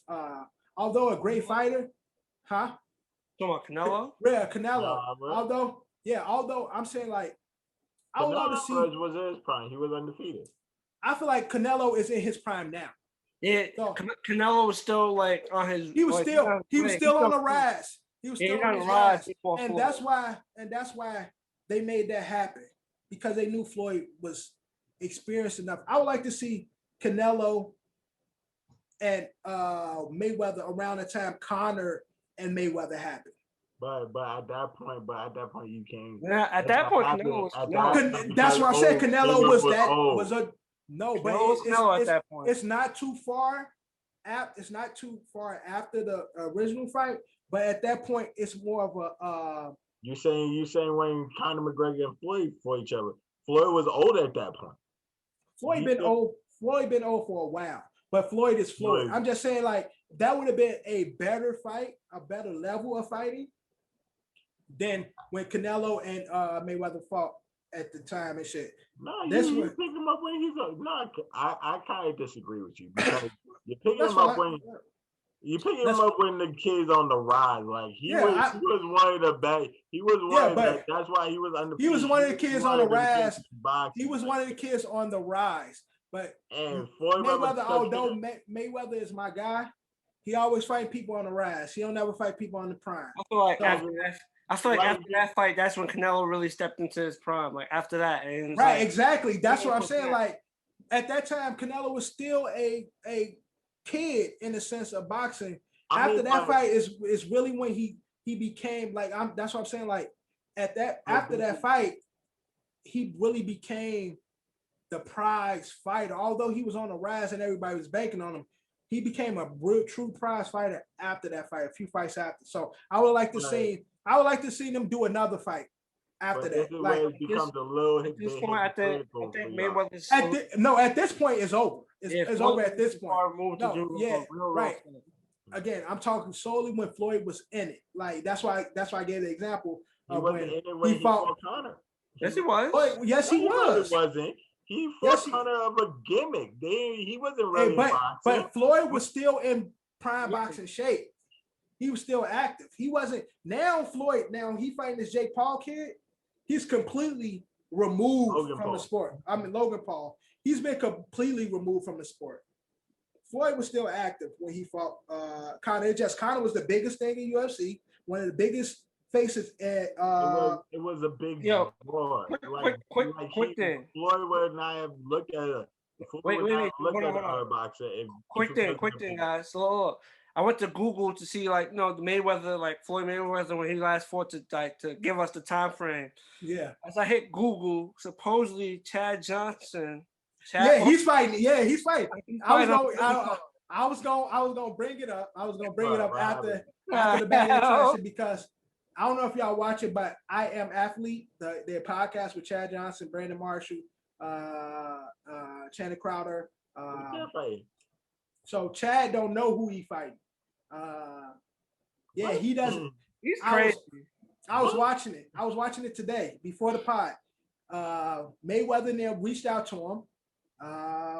Money Team reached out to him, asked him if he wanted to fight because he used to spar with them, with AB, with Mayweather and stuff. So they reached out to him, asked him if he wanted to fight in an undercard. He told him he'll get back to him. He reached out. He talked to his wife and his kids. Apparently, it's going to be some crazy bag. He didn't say the dollar amount, but he's telling the guys like, I'm getting a crazy bag. So I jumped on it. He don't know who he fight. He just know he fights somebody in 190-pound weight class, like in that round. This is why, I don't shoot out. I don't spotlight other podcasts, but I Am Athlete. If y'all don't watch any other episode, watch today's because Shannon Crowder is one of the funniest motherfuckers in the world. They got, again, I was telling Drew before, they got these two soccer players, female soccer players on there. They talking about the wage disparity between male and female athletes. This nigga calling them bitches. He just wilding. And he was talking to Chad about it. He told Chad like, I'm gonna be at the fight with you. Both of us gonna wear pajamas. So Chad was like, why? He said, because your ass going to sleep and I'm going to sleep right with you and shit. So Chad don't know who he fighting. That's terrible. It's gonna be Nate Robinson. He jumping on the bag again. And he's gonna be harm's way. Fuck around to give him some fucking killer. He's gonna be fighting. He's gonna be fighting at the 190 weight class. Against whoever he don't, and he like, I got like 7-8 weeks. And Brandon Marshall, I'm telling him like, bro, don't do that shit. You don't even know who you fight. He like, I'm an athlete. I could do this shit. And I used to fight with Floyd now, and Y'all don't know. I've been fighting my whole life. They like, yo, you about to get your ass knocked out. He's about to go viral. We're about to have new meaning to celebrate. But also quick thing, I went to the record on when Floyd fought Conor. He was 2 years removed from boxing too. Yeah, so he wasn't in it. He wasn't. Bro, niggas have a fight once a year. No, bro, he wasn't. The whole measure, it was like Floyd's last big bag of them big bags, bro. That was that Conor McGregor fight. What you missing is 2 years. What you missing is that was a big bag because Floyd that was the two biggest fighters in combat sports, but Floyd was still in fighter shape. 2 years, whether he had a bout or not, Floyd was still actively training as a fighter. So him fighting Conor is totally different than him if he would have took Alvarez at that time, being 2 years removed. He was still actively prepared, but it was a money grab. That's the only difference. It was just the money. It was all about the money. It can sell way better than Floyd Alvarez. And that's the sole reason why he took the fight. I just feel like Alvarez wasn't in his prime when they fought. So now he's taking his bag. It's still a money grab. So yes, trash, bag it. It is bad for boxing, but so what? Fuck boxing because they don't give us the fights we want anyway. So we moving on, bag of trash it. We gonna get into our last segment, and that is Fab Five. Fab Five. Now, because of the NFL draft just took place, this Fab Five, instead of 5-1, we are doing from F to A. We are doing our draft grades in regards to the overall draft. We are grading teams from F to A in regards to their draft process and the draft picks. So yeah, F to A. Drew, kick us off with the F for your draft grades for the NFL draft. My F. It's either between these two teams because I really don't think, even though they picked up pieces, I really don't think it's gonna the draft did not raise your stock. You was gonna be the same team to me as you're gonna be, which I would say the draft didn't help you. It's going to be the New York Giants or the Patriots. Your draft did not help you at all. Pick one. Giants or Patriots. Pick one at your F. Pick one. Patriots, because Mac Jones is not going to play at all this season. The draft did not really help you at all. Gotcha. Okay. Just totally. The Giants for F. Wow. I did not. I picked the Patriots. I'm gonna pick the Giants for the D. I'm top for F. I'm pick the Giants for the D. I got my D now. Giants for D. All right, John. At F. At F. Who my F at? What that F Giants? Yes. Oh my. What that F at? All right, go, John. At F. Who you got? My F is. I did not pick him for the F then. Don't say I'm copying you. I'm copying you, Devin. Say I'm going to copy. My F is. I didn't say you copy. All right, cool. My F is the Green Bay Packers. I think they had a solid draft, but unfortunately, their franchise guy is your franchise thunder from them, and he wants out, and I feel like that they capitalized due to that information. Yeah, and I feel like that altered everything. They got a few good pieces, but I feel like for the fact that he wants out, it altered everything. Batman wants out. It changes the whole complex of the draft board. So I'm going to give the Packers an F. All There's right. another team that I feel like was worse than them, but Batman wants out, so I'm going to stick with that. All right. At F, I have the New York Giants. Unfortunately, I look at the way I did this is on a short term right now effect. And again, my biggest issue, we spoke about it earlier. John said, the Giants went offensive line heavy last season, and they didn't play good this season. We got to give them some time. I just think there was some real dogs on the line that they should have tackled. Yeah, they got a few. They did some trades, made some trade capital for the future. But I look at their team and how injury prone they is, and the O-line plays a big part in that. With Daniel Big Head Jones getting the hits he get, with Saquon getting the hits he get, and I can't really predict these kids playing, having a good season next year. But I know they went heavy on the defense, and Giants had the ranked 10th best defense last season. Really good defense where I feel like they could have done more on the offensive side. Yeah, they got the kid Kadarius Toney, who's compared to Devin Hester, compared to Tyreek Hill.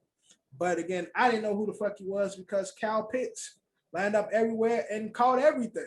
So I, based on Giants' needs to me and season based on last season, I feel like the draft, they didn't capitalize on the draft. So Giants is my F. Fuck you, John. All right. Now we're gonna get into the D. You got my D. My D is the Giants because I believe. Okay, so D. My D. Go ahead, Drew. I believe the Giants' need is solely in one aspect, which is the O-line. Like, and you did not get no help on that O-line whatsoever. Like, your defense was cool. Like, you cool, but just like Dev said, they're top 10. Like, you don't really need the draft capital you need to pick up is in the O-line. Like, you gotta protect your quarterback. Daniel Jones is not gonna go nowhere.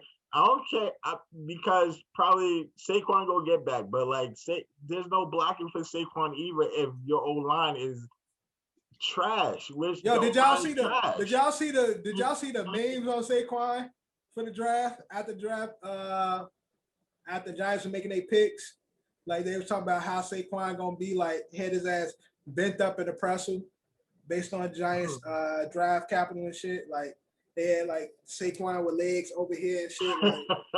Like, I mean, yes, you got for the future, but what for the now? The now is not good. You lower it up for the future, but we're not talking about 2022. We're talking about 2021. Exactly. What do you do now? All right. I understand. I understand completely, Drew. All right, John, at D. At D, I'm going with the Houston Texans. I think this season's done and it didn't even start yet. Texans is my D. It would have been my F, but I feel like the bad man wanted out. I feel like the Packers, I don't know if the Packers handle that situation best way, so that's why I put them there. But Texans at D. They should be F. D. Honestly, I didn't even think about the Texans because I didn't even see them. I didn't even see them at the draft. Honestly, I don't even remember them being there. So unfortunately, you actually right, but I didn't have Texans on my list. At D, I have the Cincinnati Bengals. For the same reason I have the Giants. Yeah, they got a good piece. Chase. They got They got Jamar Chase, who played with Joe Burrow at LSU, but I didn't think Cincinnati got a fairly good offense. I think their biggest issue is that O-line, as we can see as to what happened to Burrow. So I think they didn't tackle the O-line. Yeah, they got somebody in the second line who's like all ACC second team, like not even all in NCAA. He all ACC second team. What the fucking kid name? Jackson Carmen. And then they got somebody from ECU, Deontay Smith, in the 4th round. 2 motherfuckers I ain't never heard of when they had option to get really good people. It's the same way I felt about the Giants. The only thing is they did get Jamar Chase. So that's why the D on my list. All right, we're going to move over to C. Drew, who's your C for the NFL draft grade? Yo, they made the move going up to get this guy. They trade up with one of your rivals, John. I think the Eagles did. I think the Eagles did something picking up Devontae Smith, bro. That's big. See, Philadelphia Eagles, bro. I think they did one. Like Johnny not having shit. but that's right, yo. Devontae Smith with Jalen Hurts, bro, and the pieces that they have around them right now, I think they're poised to like. I wouldn't because why right now having that division, I have the Washington Redskins taking that division, but I think the Eagles can make some semblance of what they got, some semblance of a noise in that division. Yeah. All right, John. C. Let us see the teams I currently have. There's two teams I couldn't decide on to put at C, but I'm gonna scratch both of them because you reminded me. At C, I'm gonna put the Cowboys for trading with they drafted the player that I did want the Giants to draft at 11, Micah Parsons, who I feel like will be a star. Gonna be nasty. But the simple fact that they also took the player I wanted, and they traded with the division rival, I'm gonna put them at C. But Mika gonna be nice. Yeah, he's gonna be a good player. Yeah, Mika gonna be nice, but good luck with But again, following Drew for C, I got Philadelphia Eagles. I don't know if they was doing this all out of spite of the Giants, but the division was working against them, and arguably the best receiver in the draft went to the Eagles. And with him and Hurts, I think that gives Eagles a lot of promise for their future and being a real face for the division. I honestly feel like Giants is at the bottom of the division as of right now. I got ain't no hate. I don't care nothing about this division. I'm just looking at the teams. I feel like it's I got Dallas as one, but they up and down. 1B is Washington, and then you got 3A and 3B, which is Eagles at 3A and Giants at 3B. That's just how the division falls for me. So C, Philadelphia Eagles. Yes, I'm with Drew on that one. All right. Man, y'all sleeping. We will see. Season coming soon. At B, Drew, who do you have at B? Now, question. Because this coincides with my B. I forgot his name. What is the kid that at wide receiver that the Miami Dolphins picked up because they're my B? Waddle. Jalen Waddle. Jalen Waddle, because their team is already sick. Their team is already up and coming. And Miami. Jalen Waddle is just gonna make them awesome. Yo, I'm turning into a Miami fan, man. Them niggas really they kill for me in fantasy, but them niggas got pieces over there, bro. They got pieces in Miami. Tua gotta do what he gotta do. It's all on Tua. So Drew, you have Miami as your B. Yes. Johnny, who you got for the B? Hate to say it. At B, I'm gonna go with the Chicago Bears. The Bears traded up and went and got their QB. So I'm gonna put the Bears, who are in desperate need of a quarterback, and obviously they made a move on my team. They gave us a first round draft pick, with picks to move up to 11, and they got Justin Fields. So they got their quarterback, and to me, Justin Fields is the second-rated quarterback in my opinion. Yes. I think it's Trevor Lawrence, then it's Fields, and then that's how y'all want to make it after that. Right. That's the one too, and I think Justin Fields is going to be a star. So yes, sir. Yes, sir. And piggybacking off John, letter B, I have the Chicago Bears with getting Justin Fields, who was the steal of the draft. Thank you, Giants. I know my dad is completely happy. Also, my dad he happy, but he don't like nagging them. So he's like, and he's like you, John. He like Trubisky wasn't that bad. It's the organization and years of being a Bears fan. he never have an issue with the players. It's always the organization. It's the Chicago organization, from the Bulls to the Bears, always seem to fuck up when it comes to good players. So he's super happy about it, but he's like, I'm not gonna get too happy because I know how the Bears is as an organization. They trash. But again, they are my B based on what the pieces that they have. Getting Justin Fields, they signed 2 really good O-linemen to go with that. Already having Montgomery, already having Allen Robinson, and nagging them do right by this kid. Like I said, like John said, Trevor Lawrence 1A, Justin Fields 1B. I don't know where this bullshit started coming from. Doing pro days and whatever the fuck was going on. But none of these kids is better than him. Trevor is the only one that you could say yes is better than him. These other guys that they put in the competition or conversation with him, none of them is fucking with them. They all great or all good. At least Trey Lance is. And I guess Zach Wilson. Matt Jones, and shit. But time will tell. Time will tell. Trevor Lawrence, Justin Fields definitely got it. And I think Bears have done right, have the QB for the organization for a nice time to come. So yeah, I have the Bears at B. Now we're gonna get it to our A for our NFL draft grades. Drew, who do you have for your A outstanding draft grade? Who you got?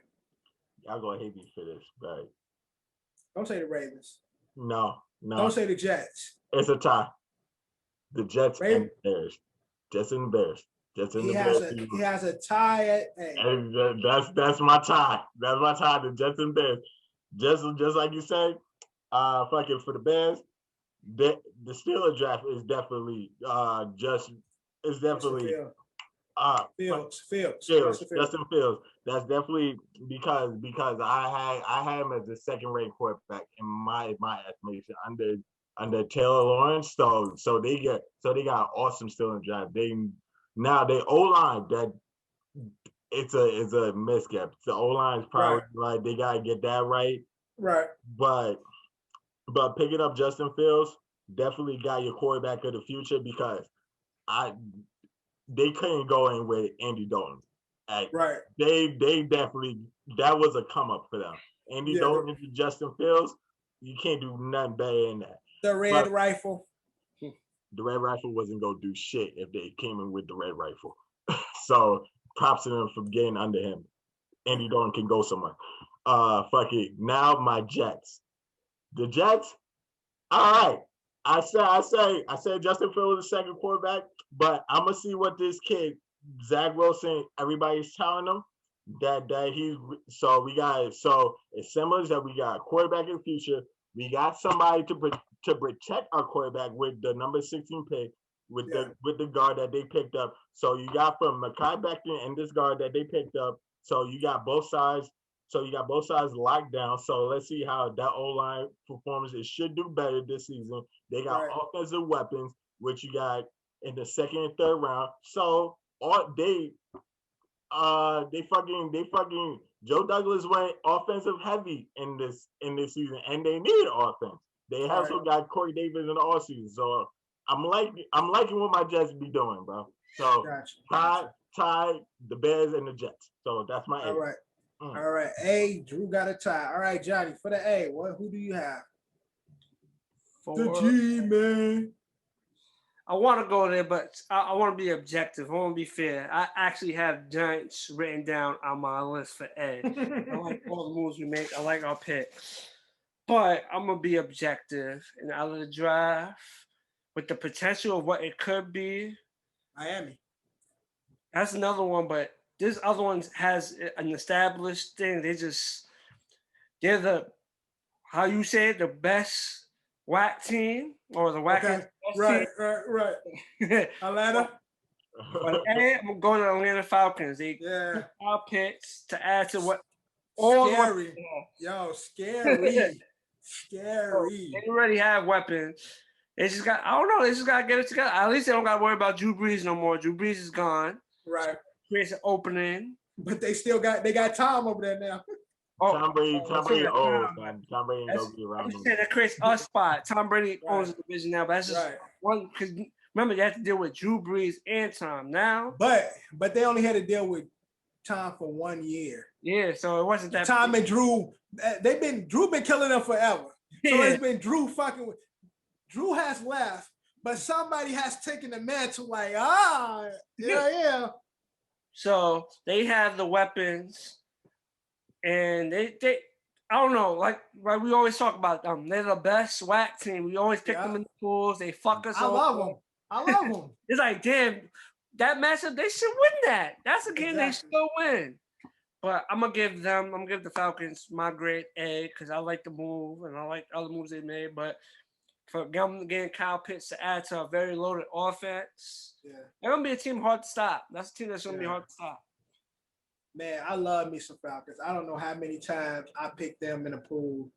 I fucking love them, and I fucking love Kyle Pitts.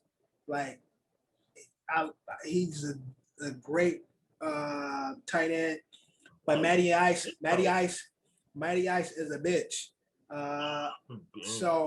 But just on paper, I said this all season. I don't know how many times I done said this. I don't know how many times I done picked these guys.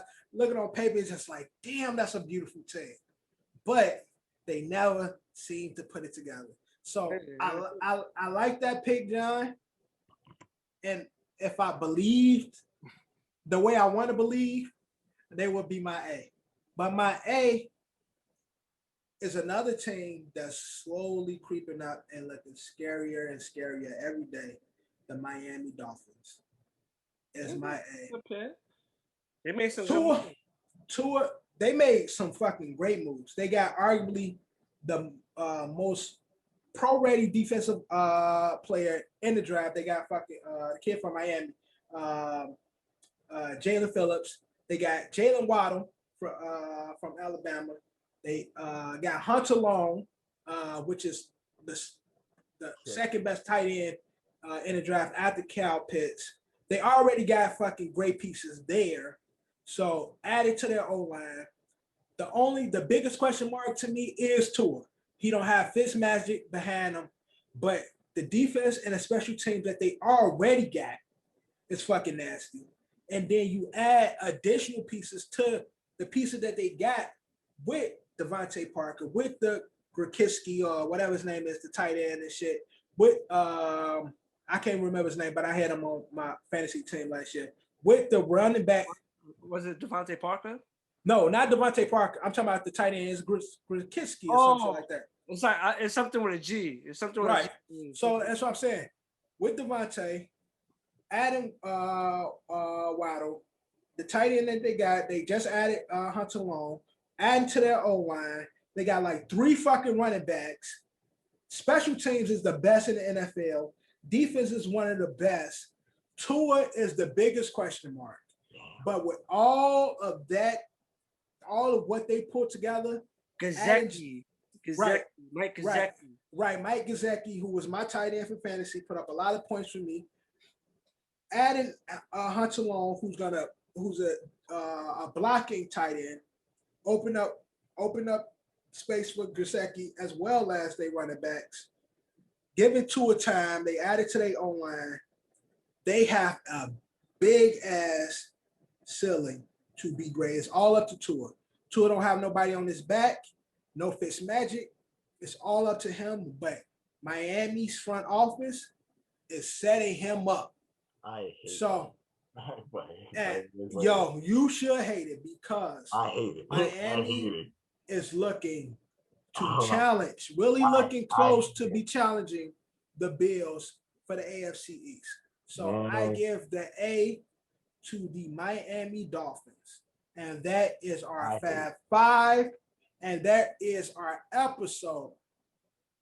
Season 2, episode 3. We did this shit. Only the 3 of us.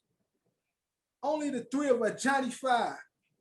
Drew and this bitch. Me. We the niggas anyway. We the ones who be running the shit behind the scenes anyway. So of course, we gonna make this shit happen. But we hope to have the guys back soon, man.